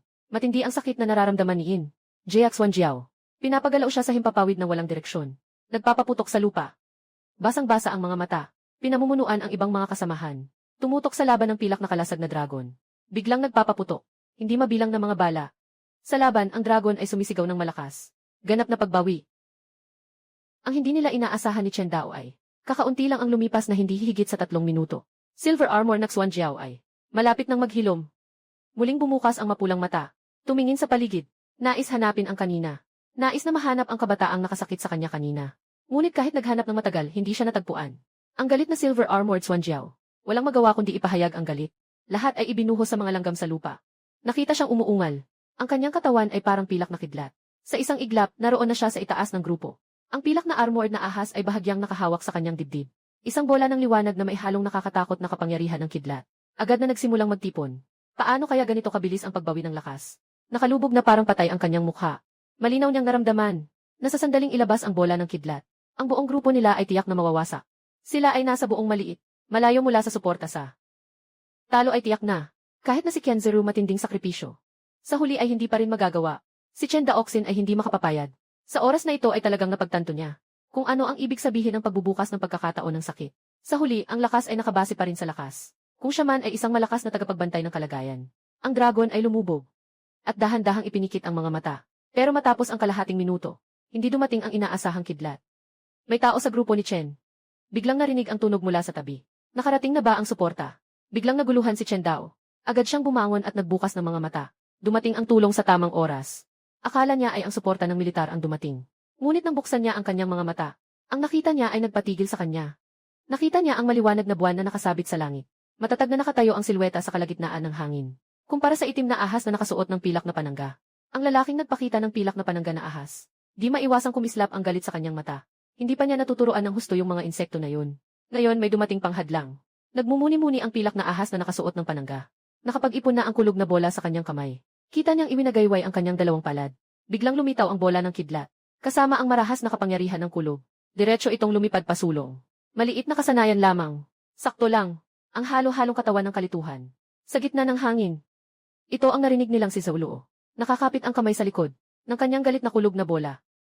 Ang kanyang mukha ay matatag. Walang halong takot. Napakabilis ng paglipad ng kulog na bola. Biglang nasa harap na niya si Zhou. Nang galit na kulog. Puno ng hangin ang pagkawasak ang larangan ng kidlat. Puno ng abo ang larangan ng kidlat. Tinitingnan ni Silver Armor Xuan Jiao ang eksenang ito. May bahid ng kasiyahan sa kanyang mga mata. Ang kidlat na bola na ito ay kanyang buong lakas na atake. Ang taong biglang sumulpot ay tiyak na hindi kakayanin. Susunod na ang kanyang sandali ng tagumpay. Nais ni Silver Armor Xuan Jiao na lumingon at umalis. Ngunit sa oras na ito, isang boses ang agad na narinig mula sa kanyang likuran. Isang boses. Gusto mong umalis, pumayag ba ako? Biglang lumingon si In Jiaxuan. Nakita niyang unti-unting nawawala ang larangan. Unti-unting nawawala, at ang sentro ng larangan, ang kamay na iyon. Ang katawan ng Jiuyuhan dun ay hindi natatablan ng anumang batas. Mukha niyang kalmado. Humihinga ng mahabang panahon. Walang kahit anong bakas ng pinsala. Paano nangyari ito? Ang silver-armored Swan Jiao ay nagulat. Narinig ko na maganda ang iyong Jiao Long Spear. Kung gayon, hayaan mong maging sandata ako. Ngumiti si Zhao Luo. Hindi binigyan si Injia ng pagkakataong tumugon. Nang isang kamay ay bumagsak, na malapit nang maging isang malaking marka ng kamay. Biglang lumitaw. Parang kidlat na hindi maipaliwanag. Biglang bumagsak sa katawan. Isang palo papunta sa lupa. Napakalaking katawan. Biglang bumagsak sa Sunshine Elementary. Sa walang tao na palaruan. Nagdulot ng malaking hukay. Lahat ay nagulat at napaisip. Kahit na guro o estudyante, o miyembro ng Morning Dao Squad na nagmamadali, lahat ay nagulat. Silver-armored Mystic Flow Dragon. Sa isang round lang. Sa isang round lang. Sino ba talaga ang taong ito? Na nabagsak sa hukay ang Silver-armored Mystic Flow Dragon. Humiyaw ng may galit. Gusto pang tumayo at makipaglaban. Diretsong pumunta sa ibabaw ng Silver Armor Abyssal Dragon. Gusto pang makipaglaban. Sino ang nagbigay sa'yo ng lakas ng loob? Ngumiti si Zhao Luo ng bahagya. Agad na inabot ang kanang kamay palabas. Silver Armor Abyssal Dragon. Nang laban ay may isang tunog. Ang ilusyonaryong kamay ay biglang humigpit. Ang pilak na baluti ng Xuan Jiao ay walang laban. At naalis ang kanyang gulugod. Naiwan na lamang ang 5 kamay ng dragon. Napatuloy na kumikilos sa malaking hukay. Tila ayaw niyang mamatay ng ganito. Matapos maalis ang gulugod na nakasabit sa baluti. Unti-unting nagsimulang lumiit. Sa huli, kasama ang goma. Naging isang makinang napilak na sibat. Ang goma ay naging talim ng sibat. Ang goma ay naging katawan ng sibat. Ang buong sibat ay tila naglalabas ng nakakatakot na aura. Tama, talagang hindi ito karaniwan. Itinimbang ito ng kaunti. Tinimbang ni Zhao Luo ang pilak na pandikit ng 2 beses. Lubos siyang natuwa sa puso. Dapat malaman na ang pagbabago ng sakit ay isang salik ng lakas. Hindi lamang ito nakabase sa antas ng pagsasanay. Ang dami ng mga kayamanang hawak ay isa ring mahalagang salik ng lakas. Naalala pa ni Zhao Luo. Sa nakaraang buhay, hindi kulang dito, malusog ang katawan. Mga tao na may karaniwang talino. Ngunit dahil sa swerte, napakabuti, nakamit. Sa huli ay naging makapangyarihan. Nais maging pinakamalakas sa mundo. Ang ganitong kayamanan ay hindi dapat palampasin. Ang baril na ito ng pilak na pandikit ay hindi maituturing na kayamanan. Ngunit sa kasalukuyang sandali, may tuturing din itong isang bihirang yaman. Ibinuhat ni Zhao Luo ang baril na pilak na pandikit sa kanyang likod. Tumingin siya sa Liwanag Elementary School. Matapos ang labang ito, may tuturing na ang Liwanag Elementary School ay nasa kaguluhan. Ngunit mabuti na lang at ang dormitoryo ay medyo buo pa. Lahat ng mga estudyante ay ligtas at walang masamang nangyari. Nang tumingin si Zhao Luo sa grupo ng mga sa walang katapusang mga mata na nagniningning. Sa sandaling ito ay puno ng paghanga. Sa buong buhay nila, malamang ay hindi nila makakalimutan. Yung matapang na batang lalaki na may kulot na buhok. At si Zhao Luo na nasa harapan. Ang 2 taong ito ang mga bayani ng pinto. Sa gitna ng mga batang ito, si Zhao Luo ay malinaw na nakaramdam ng kakaibang tingin. Matapos maghanap si Zhao Luo ng ilang sandali, ang tingin niya ay huminto sa katawan ng isang babae. Ang maliit na babae ay may namumula sa mga pisngi. Tumingin kay Zhao. May halong pasasalamat din. Nakakatuwa. Si Zhao Luo ay agad na naghahanda umalis. Patay na si Injak Xuan Jiao para gawin ang bagay na iyon. Unti-unting lumalayo ang silhouette ni Zhao Luo. Pagkatapos siyang tuluyang mawala sa paningin ng lahat. Sa paningin ng tao, nakareact na siya. Agad siyang tumawag sa punong tanggapan. Mabilis niyang tinawagan ang headquarters. Ako si Chen Dao. Lumabas sa Sunshine Silver Armor Xuan Jiao. Pagkatapos umalis sa Sunshine Elementary, dinala ni Zhao Luo ang Silver Jiaogon. Mabilis siyang bumalik sa apartment building. Ang sigaw ng dragon ay pinagsama. Pagbukas ng pagkakataon sa sakit. Nangyari sa Jiangnan City, malaking pagkakataon. Lumipas ang mga alaala sa isipan ni Zhao Luo. Pagkatapos ng pagbubukas ng pagkakataon, ang lihim na lugar ng Nanshan ay kilalang-kilala, isang malaking pagkakataon. Saan man sa lihim na lugar, napakaraming kayamanan.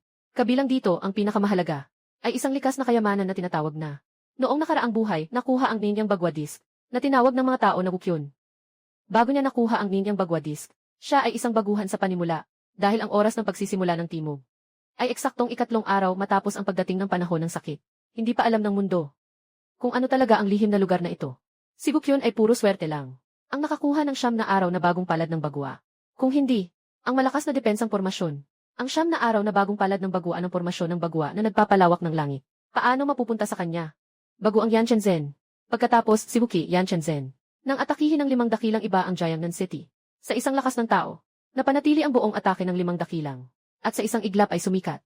Tinawag ng mga tao bilang Guajia Tianzun. Unang antas, pagbabago ng antas, banal na antas, bawal na antas. Ito ang simula ng panahon ng sakit. Sa ilalim ng kalooban ng langit, ang antas ng dakilang pagsasanay. Tungkol naman sa bawal na antas, ano ang susunod? Hindi rin alam ni Zaulo. Dahil lang mamatay siya sa grupo ng mga minero. Walang nakakaakyat pa sa bawal na antas sa mundo. Kailangan makuha ang 9 son 8 trigrams disc. May bahagyang kislap sa mata ni Zaulo. Huminga ng malalim. Sa ibabaw ng palitan ng baril. Isang paggalaw ng isip. Isang kaisipan ang biglang sumabog sa isip ni Jay. Diretso itong pumasok sa silver gun. Pagpasok ng kaisipan sa silver gun, ang unang naramdaman ni Zaulo ay, medyo matindi kang magtampo, maliit mong dalaga. Kahit patay na, ayaw mo pa ring mapasa kamay ko. Bahagyang kumiti si Zaulo habang nagsasalita. Parang naglalaro. Sayang, dahil napunta ka na sa kamay ko. Kailangang sundin mo ang sinabi ko. Pagkatapos ng sinabi niya, ang natira sa pilak na baluti ng suan glue. Biglang nabasag ang kamalayan. Ito ang kapangyarihan ni July. Ang espiritu ay nagiging walang laman. Hindi ito biro. Sa kasalukuyan, walang dalawa na makakatunggali sa espiritu ni Shen at Zaulo. Na makakatunggali kay Zaulo. Pinapino ang pilak na sandatang bait. Wala na ang hadlang na pilak na baluti ni Xuan Jiao. Sinasabing napakaayos ng proseso. Ang proseso ng pagpipino ay talagang maayos. Gumamit lamang ng kalahating oras. Tatak ng kaluluwa. Ang pilak na sandatang bait ay may tatak ng kaluluwa. Sa sandaling ito, tunay na naramdaman ni Zaulo. Ang silver spear ay naging parang bahagi na ng kanyang katawan. Parang ginagamit niya ito na parang braso, hindi naman sobra ang sabihin. Magaling, ang silver spear ay ganap ng naiproseso. Ngayon, kailangan nang magmadali sa pagsasanay. Inilagay ni Zaulo ang silver spear ng maayos. Pagkatapos ay diretso siyang umupo sa lupa. Tungkol sa pagkakaroon ng siyam. Sa bilis ng pagsasanay. Walang sinuman ang mangahas na sabihing pangalawa siya. Kumpiyansa si Zaulo. Hindi siya matatalo kahit sa bilis ng pagsasanay. 3 araw lang. Bulalas ni Zaulo. May naisip siyang iba. Hindi maiwasang huminga ng malalim. Huwag nang banggitin ang Lingbian Realm. Diretso agad sa pagtakas, hindi posible. Kailangan ng isang magandang paraan ng paghinga. Para mas mapalakas ang espiritu ng kalikasan. Sige, huwag na munang mag-isip. May panahon pa bago dumating ang araw ng pagbaba ng pinakamatinding paraan ng paghinga. May ilang sandali pa. Mas importante munang maghanda sa lihim na lugar sa Nanshan. Si Zaulo ay nanatiling nakapikit at nakatuon ang buong atensyon. Nagsimulang magpakabaliw ang espiritu ng kalikasan sa pagitan ng lupa at langit. Habang masigasig na nagsasanay si Zaulo. Sa loob ng Liu Group sa lungsod ng Jiangnan. Si Liu Ruyan ay nakatayo na mula sa wheelchair. Ngayon ay nakaupo siya ng cross-legged sa lupa. Nararamdaman niya ang espiritu ng kalikasan sa paligid. Pagkalipas ng ilang sandali, dahan-dahan niyang binuksan ang kanyang mga mata. Putang ina, putang ina. Kung hindi si Zauluru, magiging ganito ang pagkasira niya. Sa napakagandang mukha ni Liu Ruyan, ngayon ay puno ng galit, bago dumating ang panahon ng pagbabago ng sakit. Ang Jin disease sa katawan niya ay unti-unting gumaling sa paggamot ng Snow Lotus sa Tianshan. Halos kalahati na ng mga hinihiling na mabuti. Pero sa araw na iyon, nagbago ang tadhana. Pagkatapos malapit nang dumating ang panahon ng pagbabago, halos sumabog si Liu Ruyan sa stress. Nalaman din niya sa sandaling iyon na ang kanyang orihinal na sagradong katawan na kayang magdala ng sakuna ay sagradong katawan na may dalang sakuna. Ang bilis ng paghasa ay libo-libo at 10,000 beses na mas mabilis kaysa sa karaniwan. Ngunit lahat ng ito ay winasak ni Zaulo. Ilang kurso ng paggamot, ang banal na katawan ay nasira, at naging isang sira-sirang bersyon ng trahedyang banal na katawan. Ang bilis ng paghasa ay bumagal ang higit sa kalahati. At unti-unting nawala rin. Isang talento. Ang pagbuhay mula sa kamatayan ay posible pa rin. Pinag-aralan ni Luo. Pero ito rin ang dahilan kung bakit kulang. Matapos ang isang beses, nalaman ng ama kung nasaan si Zaulo. Nang naisip niya iyon, galit na galit si Liu Ruyan. Yin malamig na ni Liu Kailong. Mabilis niyang ikinalkula ang ulo. Ang aming tao ay nasa dating tirahan. Pero ang bahay na iyon ay isang buwan na ang nakalipas, na ipinahiram ni Zaulo. At sa panahong ito, hindi pa nakabalik si Zaulo kailanman. Ang South City ay isang problema. Salita ni Liu Kailong. Suriin na lang ang kanyang bank statement. Kahit saan siya pumunta, kailangan niya pa rin gumastos, di ba? Niyakap ni Liu Ruyan ang kanyang ngipin. Sobrang galit niya kay Zaulo. Maghari. Maging kabilang sa pinakamalalakas sa mundo. Pero dahil kay Zaulo, lahat ng ito ay nasira. Kahit si Liu Ruyan ay nagdududa kung si Zaulo ba ang darating na di-era. Kaya nauna na siyang tinangka. May nangyaring problema. Hindi namin makontak ang mga tao namin. Walang magawa, hindi matukoy. Simula nang dumating ang panahon ng sakit, maaaring malinaw niyang nakikita, hindi magtatagal, ang mga nakaraang itinatag.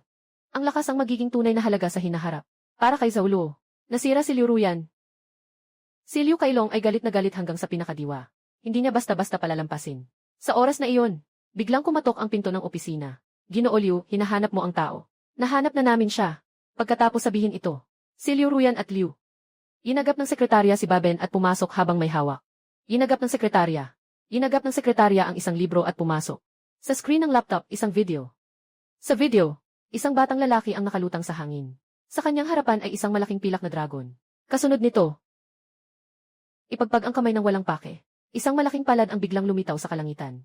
Matinding pinukol ito sa katawan ng Jiaolong. Napakalakas ng kapangyarihan ng dambuhalang ahas. Dahil lang sa isang palad na ito, diretsong napabagsak sa ilalim ng lupa. Susunod,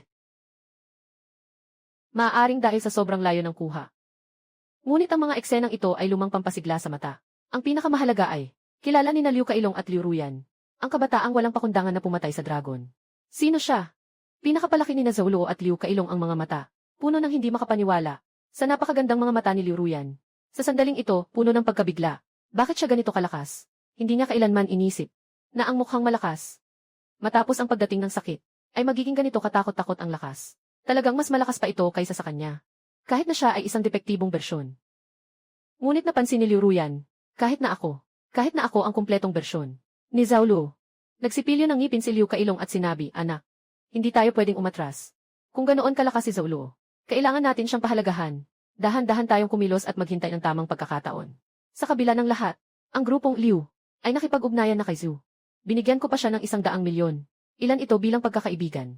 Matapos marinig ang sinabi ni Liu Kailong, tumango siya. Ngayon, ilang beses na ang lakas ni Zhou Luo. Gusto niyang maghiganti, para tumaas. Kailangan niyang makahabol kay Zhou Luo. Bago pa man ito, magtiis muna tayo.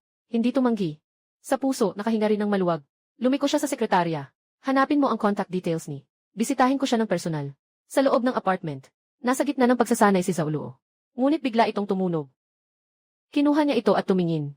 Nakita niyang si Liu. Nakita ni Zhou Luo ang sitwasyon.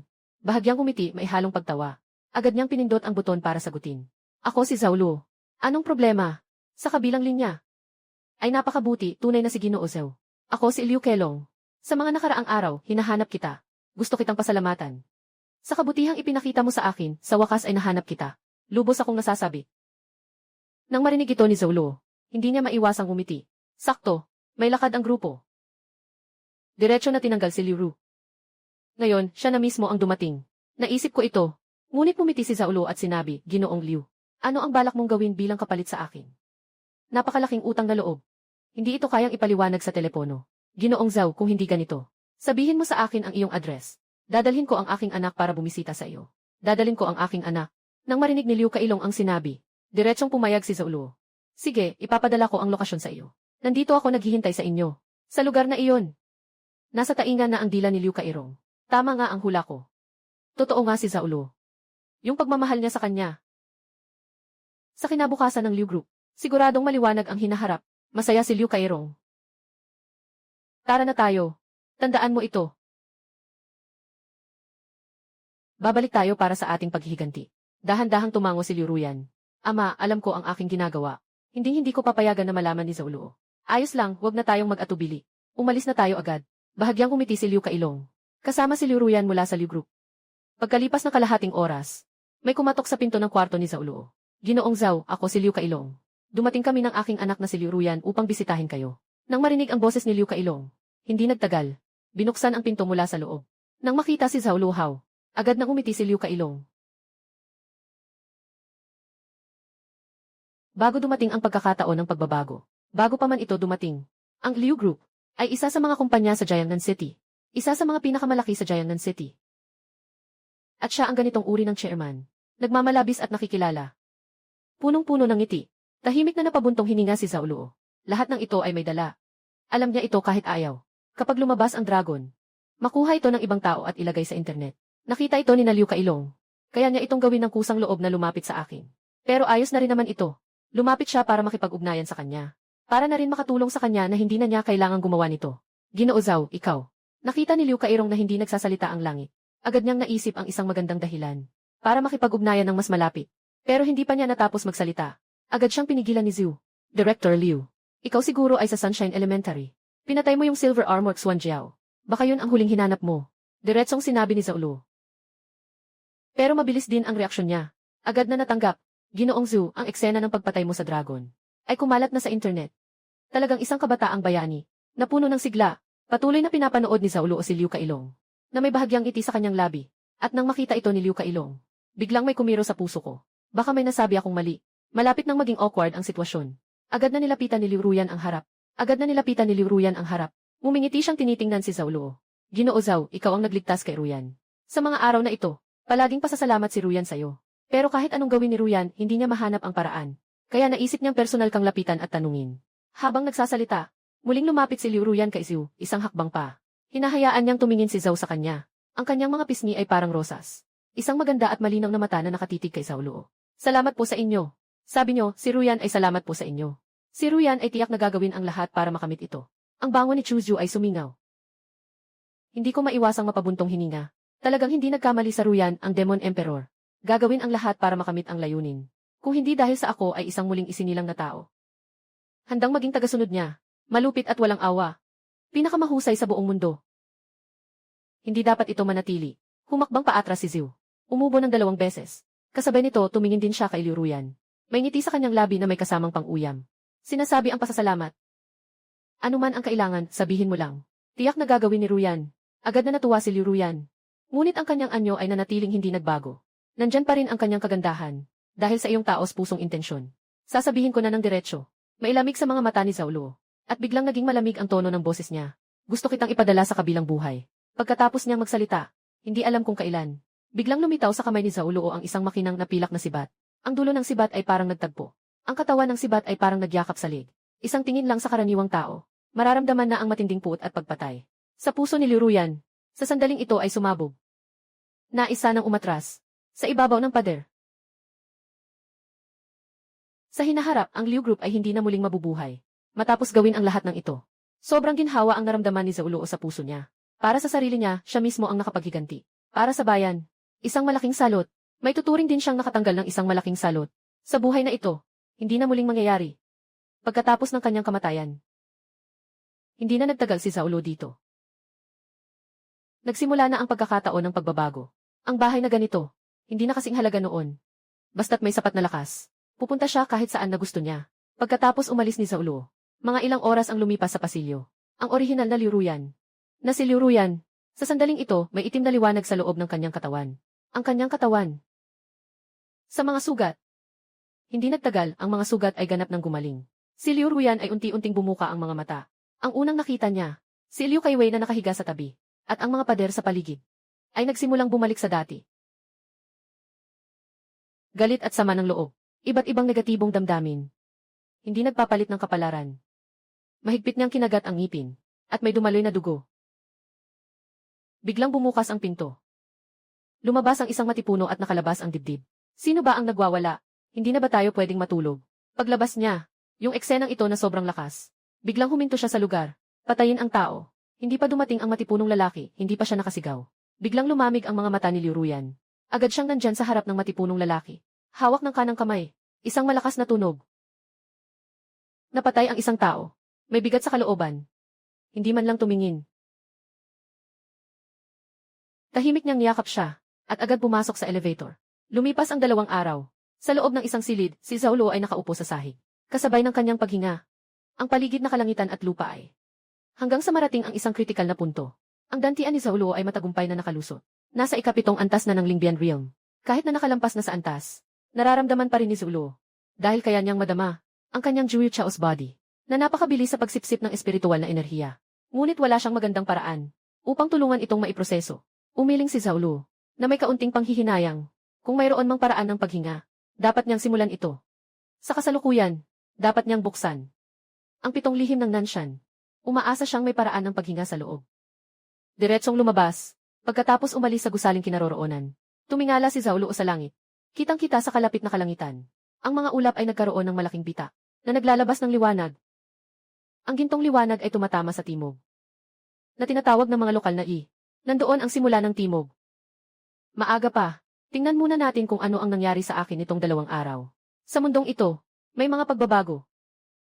Baka maging katulad ng nakaraang buhay. Biglang kumilos ang isip ni Zhao Luo. Agad niyang kinuha ang telepono. Matagal na pinanood, may bahagyang ngiti.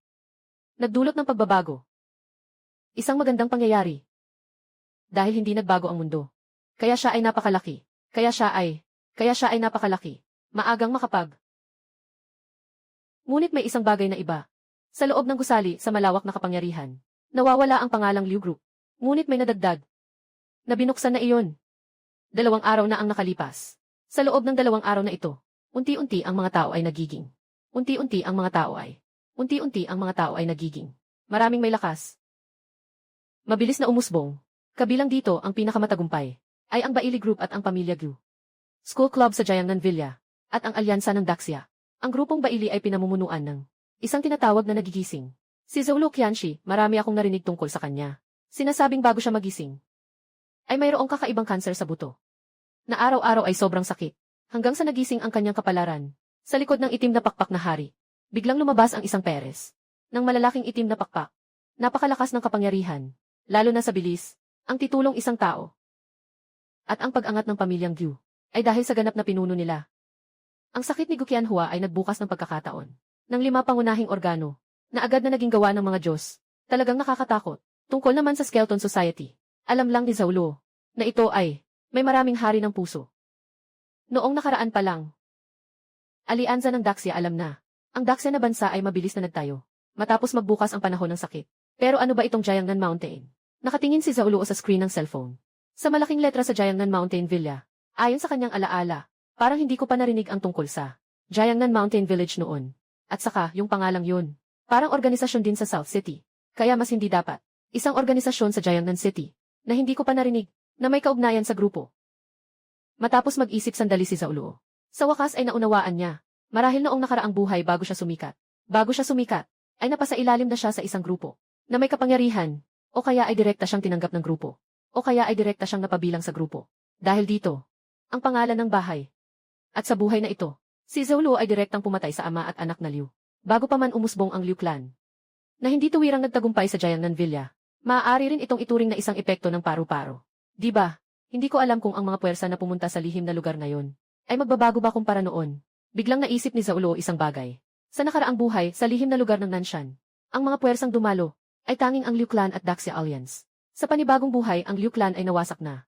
Sa katwiran, dapat ay nagkaroon ng pagbabago. Pero wala na ring halaga sa kasalukuyang lakas ni Zhou Luo. Lahat sila ay dumating. Hindi rin sila makakalaban sa kanya. Mag-focus ka. Mabilis na tumungo si Zhou Luo. Humigit kumulang 20 minuto ang lumipas. At sa wakas ay nakarating sa paanan ng bundok. At dito ay nagtipon na ang maraming tao. Si Zhou Luo ay bahagyang tumingin lang. At napag-alaman na lahat sila ay mga nagising. Paano kaya maraming tao dito? Ang nakaraang buhay na lihim na lugar ng Nanshan. Hindi ba kakaunti lang ang sumali noon? Bahagyang nipis ang mga mata ni Zhou Luo. May kaunting pagdududa sa kanyang puso. Iniisip ko na malapit na, biglang may narinig akong ingay. Dumating na ang mga tao mula sa Bailey Group. Yung nangunguna. Siguro si He Luyu yun. Siya nga. Sabi nila ang He Yu ay minana sa pamilya. Ang sakit ng kapatid niyang babae. Bagaman mas magaan kaysa kay He Yu Wang. Ngunit mayroon ding 60% lakas. Naririnig ang mga usapan mula sa mga tao sa paligid. Tinitingnan din ni Zhou Luo ang unahan ng karamihan. Isa sa mga pinakapansin ang nakukuha ay ang babaeng nakasuot ng palda. Mukhang bata pa ang babae. Mga 20 taong gulang siguro. Kapatid na babae ng itim na hari. Tinitigan si Luyu na papalapit. May pabulong na pag-iisip sa mata. Ang unang tao. Pero hindi talaga. Sa nakaraang buhay sa lihim na lugar ng Nanshan, ang anino ng grupo. Mukhang ang pagbagsak ng Luong Group ay talagang nagbago ng takbo ng mundo. Nagkaroon ng ilang pagbabago. Ngunit hindi ito malaking problema. Kahit sino pa ang dumating. Ang pinakamalaking mananalo sa lihim na lugar ng Nanshan ay siya lamang na si Zhou Luo. Dahil siya lamang ang nakakaalam. Sa lihim na lugar ng Nanshan na ito, sino talaga ang naroroon? Kapag nahanap lang si Ukyun, ang Jiuyang Bagua Plate ay mapapalitan ng may-ari. Nang isipin ito, ibinalik ni Zhou Luo ang kanyang tingin. At hindi na tumingin sa direksyon ni Luyur. Handang maghanap sa anyo ni Renyon. Sa kanyang nakaraang buhay, hindi lang niya nakita si Ukyun. Kaya malinaw sa kanya ang hitsura nito. Sa kasalukuyang kalagayan niya bilang isang chaos body. Ang lakas na dala nito, kapag dumating si Ukyun sa lugar, ang batas ng mata ni Luo.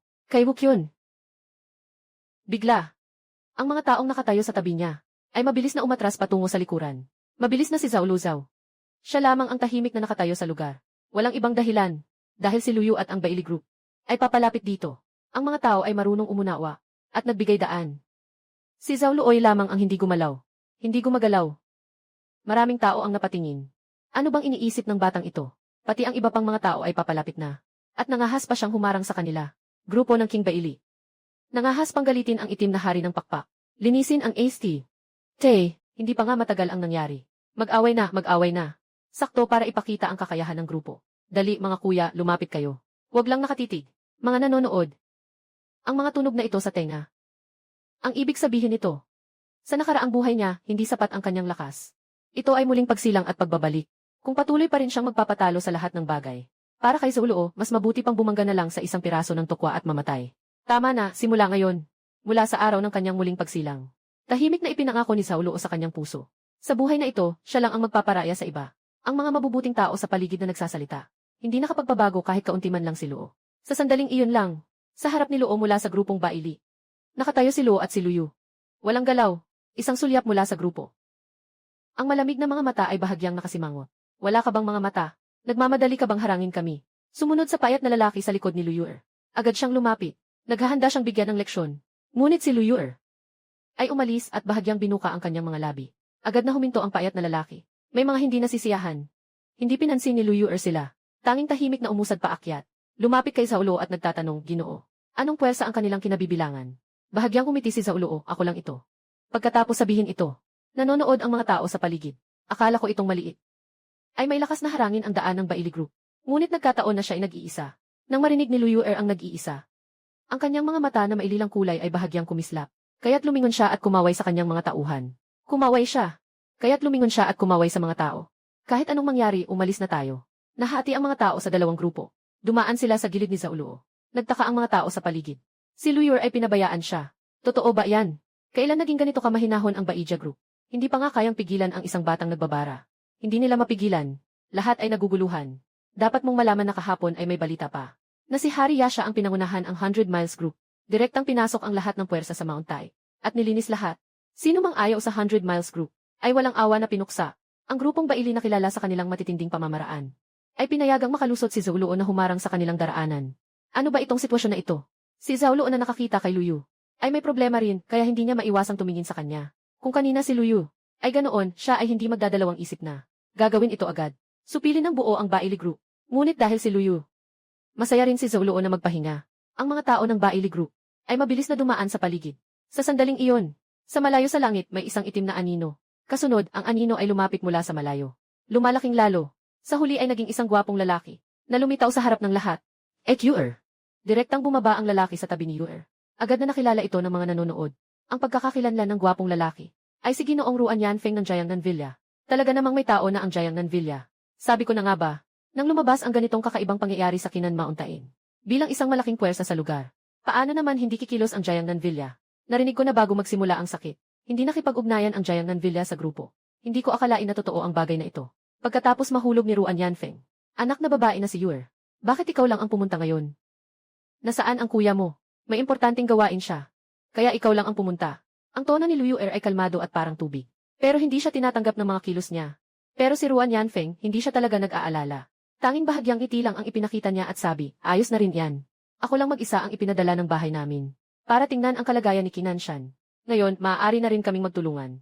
Matapos sabihin iyon, muling itinutok niya ang tingin kay Zaulo. At mumiti ng bahagya. Yuer. Nakita ko ang nangyari kanina. Nangahas siyang harangan ang daan mo. Narinig ni Luyuer. Hindi siya nakaiwas sa pagkunot ng noo. Bago ako dumating, pinayuhan ako ng kapatid ko. Na mas mabuting umiwas sa gulo. Huwag mo nang pakialaman ang bagay na ito. Huwag kang mag-alala, Yuer. Nasa simula pa lang. Kahit na ang lakas ng 6 na antas ay hindi kayang talunin ang kuya mo. Madali lang namang turuan ang batang ito. Walang problema dyan. Si Ruan Yanfeng ay may ngiti na parang alak.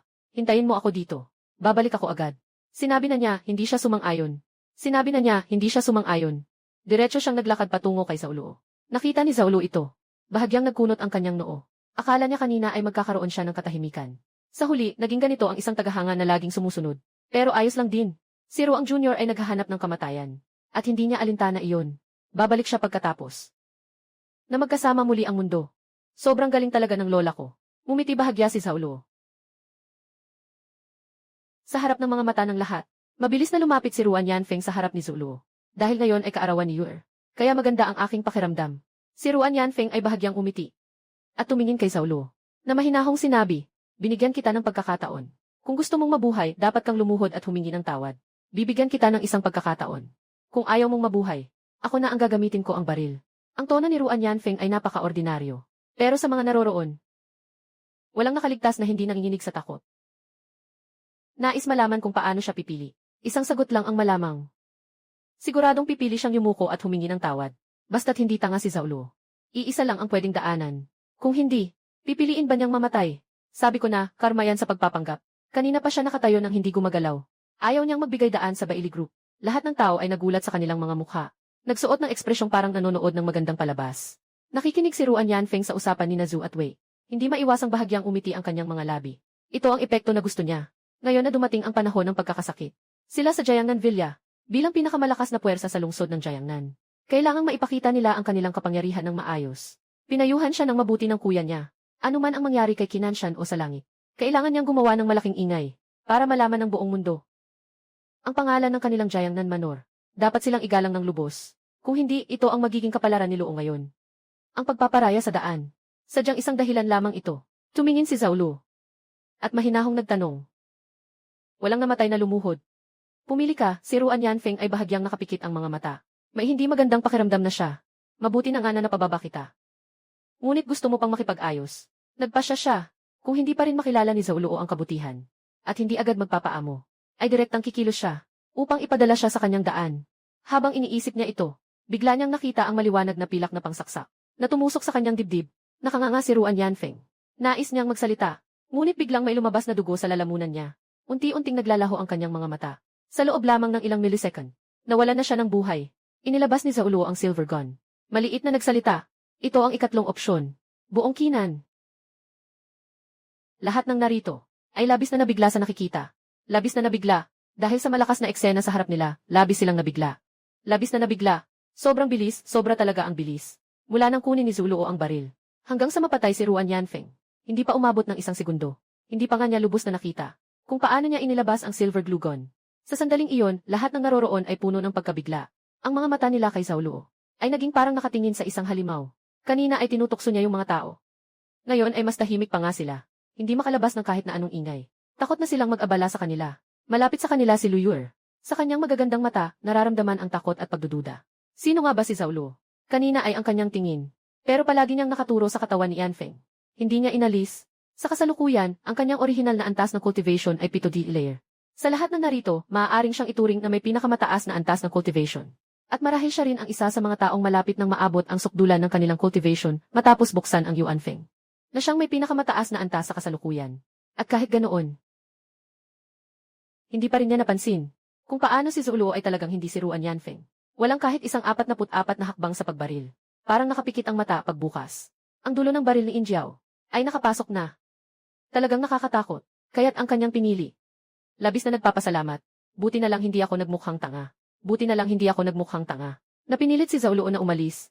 Kung hindi, sigurado siyang ang taong nakahiga doon ay malamang hindi si Ruan Yanfeng, kundi siya mismo. Sa ilalim ng walang katapusang mga titig, naisip ni Zhao Luo. Biglang nagsimulang lumiit ang silver glue gun sa kanyang kamay. Sa loob ng manggas. Isang epekto. Na nagbabago ang laki. Ng ganitong epekto. Nalabis na na-shock. Bago dumating ang kapalaran. Sinasabing nagkita na. Paano nagbago ang pagkakataon ng magsimula? Ang mga kakayahan ay lumitaw sa realidad. Naramdaman ang mga nakapaligid na tao, ang mga nagulat na tingin. Sa loob ni Zhao Luo, napakalinis ng isip. Talaga namang hindi ito pambihira. Ngunit ngayon, nagsisimula pa lamang ang pagbabago ng karamdaman. Karamihan sa mga tao ay hindi pa alam. Sa mundong ito, ang mga banal na kagamitan ay maaaring direktang tanggapin sa katawan. Mas malakas ito kaysa sa pagiging malaki. Halimbawa, si Nan ay may ganitong kakayahan. Pagkatapos niyang itago ang silver glue gun sa manggas. Kalkulahin ang oras. Hanggang sa pagbubukas ng lihim na lugar ng timog bundok. Ilang minuto na lang ang natitira. Ilang minuto na lang. Sa gitna ng maraming tao. Kailangan ko siyang hanapin. Kung hindi, ang napakahalagang pagkakataon na ito ay masasayang na lang. Hindi ko alam kung pagkakataon lang ba ito. Nang tumingin si Zhao Luojiang, kay Zhao Luojiang sa gitna ng tao, bigla niyang nakita ang pamilyar na mukha. Sa gitna ng karamihan, isang lalaking may balbas ay nakatingin kay Zhao Luo. Nang makita si Zhao Luojiang, mabilis na inalis ng matandang may balbas ang kanyang tingin. Takot na mapansin siya ni Zhao Luo. Ngunit huli na ang lahat. Biglang lumiwanag ang mga mata ni Zhao Luo. Nakita niya ang matandang may balbas na ito. Siya ang hinahanap niya. Siya ang nais niyang kopyahin. Ang matandang ito, marami na rin akong na-interview. Marami na rin akong napabilang sa malalaking programa. Kaya't ang mukha na ito laging nakaukit sa aking isipan. Matapos kong mahanap si Bukyon, hindi diretso tumutok si Zhao Luo sa kanya. Sa halip, inalis niya ang tingin. Para siyang nakatingin lang kay Bukyon, parang isang sulyap lang. Tiyak na nang lumayo si Zhu, nagbago ang tingin niya. Malalim na napahinga si Bukyon sa kanyang puso. Ang ipinakitang lakas ay talagang nakakatakot. Kung matutukan ng ganitong malupit na tao, ayaw na niyang makisawsaw pa. Ayaw na niyang makisawsaw pa. Kaya agad siyang aalis. Muling bumalik sa katahimikan ang mga bagay. Pagkatapos mamatay si Ruan Yanfeng, walang sinuman ang nangahas na maliitin si Zhao Luo o lumapit kay Zhao Luo. Kahit lumapit kay Zhao Luo ay walang nangahas. Dahil dito ang dating paanan ng bundok Kinan. Dahil dito ang dating paanan ng bundok Kinan ay ngayon ay isang napakaawang bakanting lupa. Sa bakanting lupa, bukod sa katawan ng wala nang iba, si Zhao Luo ay tiyak na masaya sa kanyang kapayapaan. Bagaman medyo kapansin-pansin ito, pero wala nang iba pang malapit. Si Luyu ay nakatingin na may kalmadong mukha kay Zhao Luo sa Nanshan.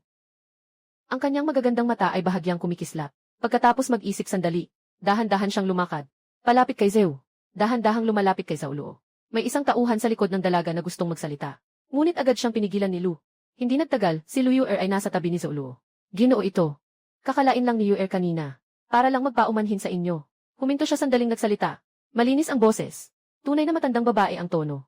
Nakita ni Zhao Luo na nagsorry siya. Di maiwasang tiningnan siya ng mas maigi. Hindi basta-basta itong babae. Kahit na hindi naman siya nakipag-away kanina. Ngunit ngayon ay nakatayo sa harap ng maraming tao. Para humingi ng paumanhin. Malinaw namang nakikita ni Zhao Luo na gustong makipagkaibigan ni Lu Yuer. Pero sa ngayon, gusto ni Zhao Luo unahin makuha ang Sonri Gossip Disc. Sige, umalis ka na. Si Zhao Luo ay kumaway. Nagpapahiwatig na umalis si Lu Yuer. Nang makita si Lu Yuer, ay bahagyang umiti lang. Paalam na, Yuer. Matapos sabihin iyon, bumalik na siya mag-isa. Nakita ito ng lahat. Para bang matutulala ang mga mata nila. Baka, dumating ang mga tao mula sa Bailiji para humingi ng tawad sa kanya. Seryoso siya, walang pakundangan. Kung ikaw ay katulad ng mga tao, maaari mo ring tawaging malakas ito. Sinasabi ninyo na siya ay katulad ng kapatid na si He Yuang. Sino ang mas magaling? Hindi na kailangan mag-isip tungkol dito. Siyempre si itim na pakpak na hari. Sinasabi ng iba, itim na pakpak na hari. Pero tulad ng sinabi ni Ginoo, 5 malalakas na mandirigma. Hindi man niya alam ang pangalan ng taong ito. Pero kung talagang malakas siya, paano siya walang kahit kaunting kasikatan? Tama ka rin. Mga usapan na naririnig ni Lu Yuer. Hindi niya tinanggihan ang sabi niyon. Para sa kanya, kahit na malakas si Zhao Luo, magaling si kuya. Kagabi lang, binaril niya si Ruan Yanfeng. Napakabilis ng bilis. Kahit si kuya ay makakagawa rin yun. Habang tumatagal, ang atensyon ng lahat ay unti-unting lumayo kay Zhao Luo at bumalik sa kakaibang pangyayari sa harap nila sa Kinan Mountain. Makikita ang mga ulap at gintong liwanag ng Diyos. Na halos. Kinuha ni Zhao Luo ang kanyang telepono. Tiningnan ang oras. Huling 3 minuto. Humigop siya ng malalim. Si Bukyun ay bahagyang tumingin kay Wang. Si Bukyun na may tumingin sa harap na nakadamit na Kinanshan. Napuno ng pagkabigla. Bago simulan. Hindi ito maaaring mangyari. Ikalawang estado ng simula, mga gising na tao. Dapat hindi ito masyadong mabilis. Sikretong pinagmamasdan ni Zhao Luo ang kakayahan niyon. Sa nakaraang buhay, sinabi lamang ni Bukyun. Ang Yang Bagwa Plate. Nasa Nanshan, Yang Bagwa Plate. Hindi niya sinabi ang mga detalye. Mag-ingat si Xiao. Kung si Bukyun ay may ilang hindi, may mga hindi alam na kakaibang kakayahan, na nagdulot na nawala siya, ay malaking problema yun. Habang si Zhao Luo ay nasa na yun. Sa ibabaw ng langit, biglang isang malakas na tunog. Ang ulap ay biglang napalibutan ng makapal na gintong liwanag. Lahat ay nawala, at agad na nagsimula ang buong Kinan.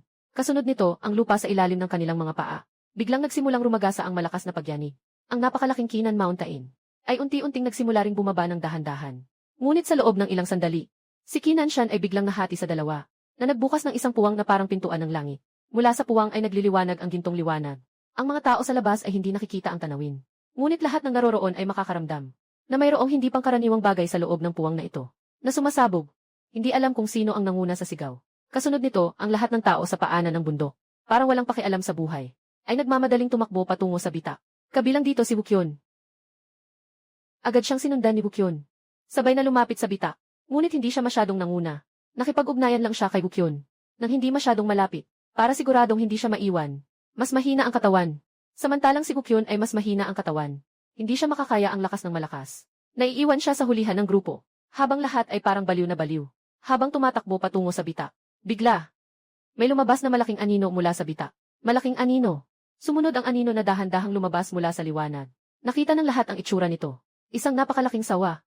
Ang haba ng higanting sawa ay ilang metro. Ito ay biglang lumitaw, at umikot ang malaking katawan nito.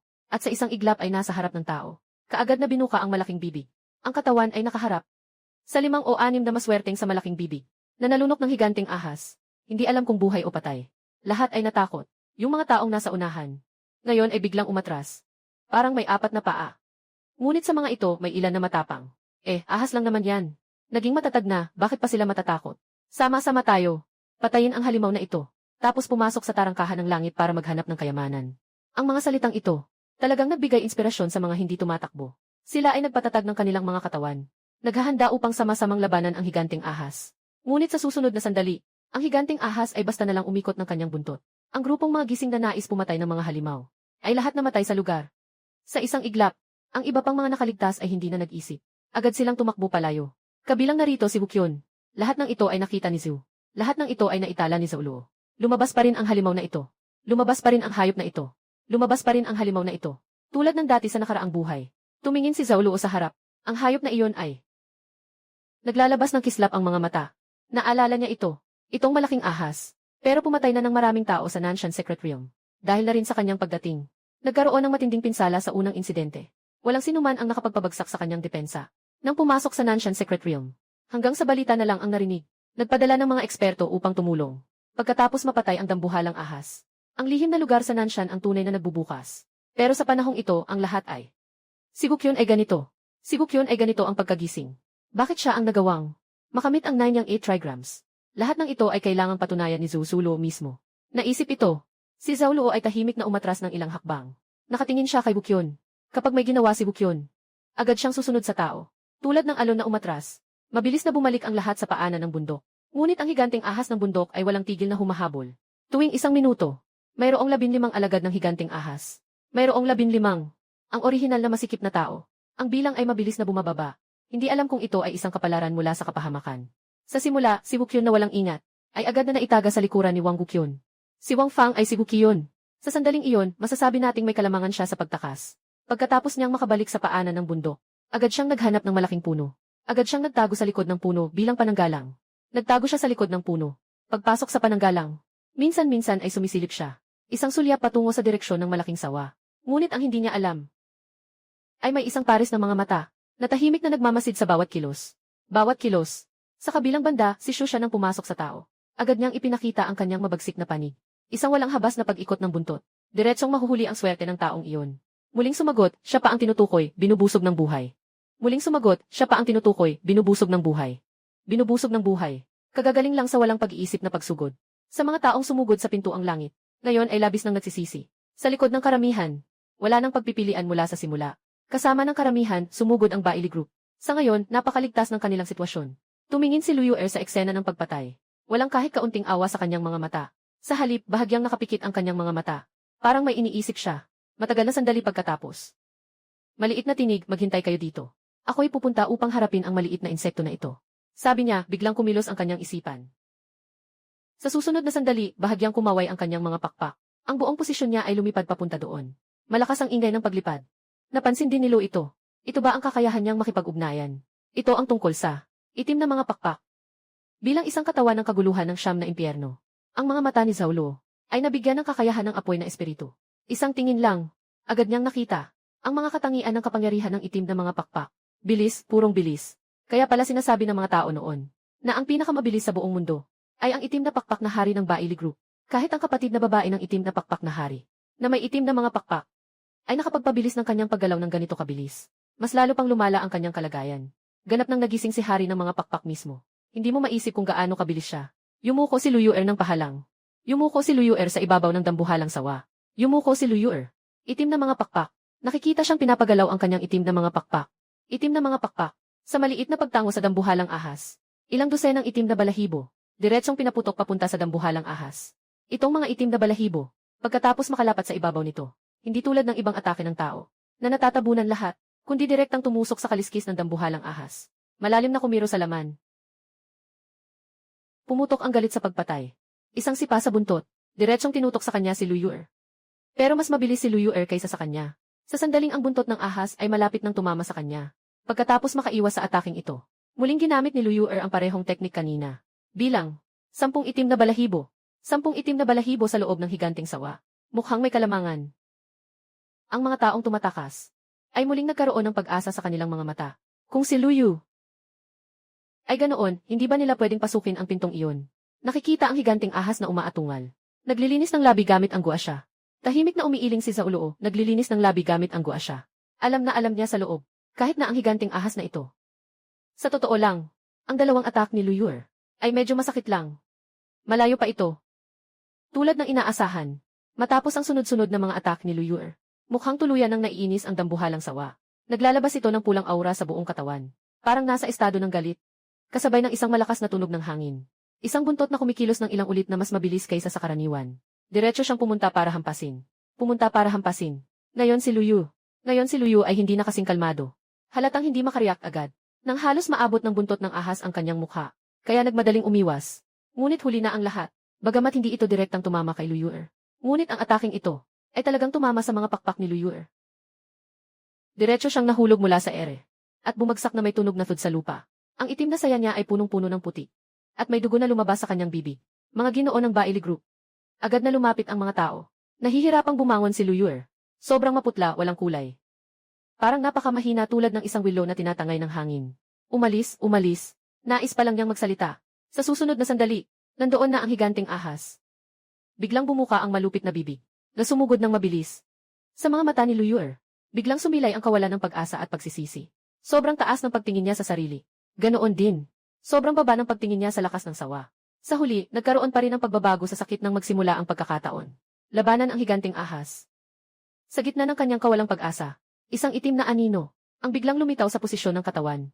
Itinataas ng anino ang isang kamao, at direktang inatake ang posisyon. Ang higanting ahas ay parang tinamaan sa mahahalagang bahagi. Ang kanyang katawan ay umikot. Matinding nakatitig si Xuanji sa mga tao ng Alliance na nadagdag. Agad niyang nakilala na iyon ay ang opisyal na uniforme ng gobyerno na may ilang koneksyon. Kaya agad niyang nakilala ito. Talagang dumating na ang Daxia Alliance. Pareho lang. Tumingin si Zhao Luo sa direksyon ni Kyun. Si Bukyun.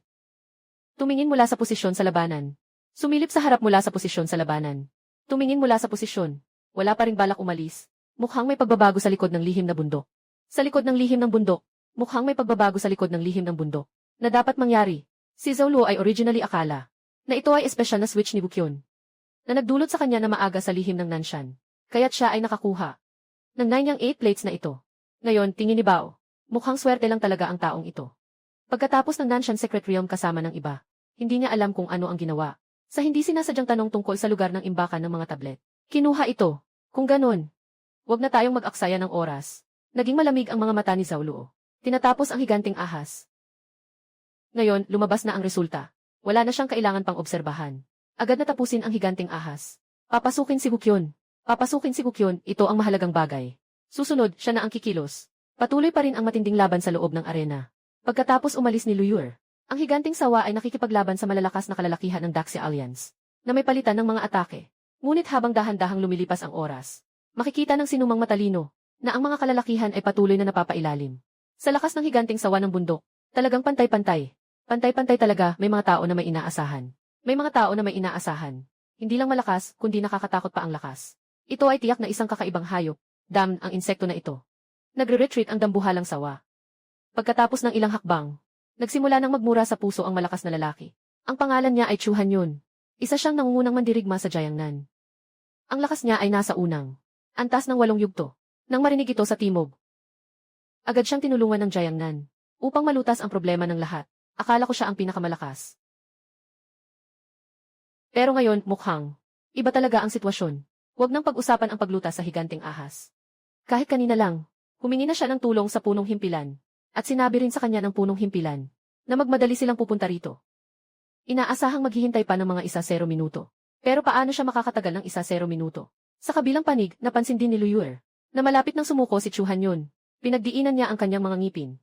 Sa kanyang pananaw, sa lahat ng naroroon, kung pipiliin ang isa, tanging si Zhao Luo lamang ang may kakayahang makipaglaban sa higanting ahas na ito. Siya na lang ang natira, mula nang makita niya kanina. Natila may ibig sabihin ang kanyang kamay. Mukhang, hindi na tayo makakapasok sa loob ng Wengukinan Mountain. Kailangan na nating umalis dito agad. Hindi na kayang suportahan ng Daxia Alliance ito. Mukhang kailangan ko ring magulat dito. Kailangan kong agad na bumalik para sabihan si Kuya. Hindi basta-basta ang bagay na ito kay Kinanshan. CJ.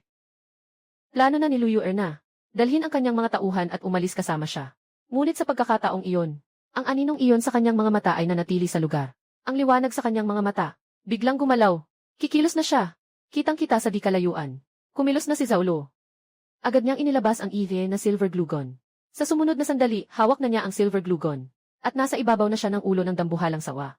Katatapos lang na may kalamangan ang higanting ahas.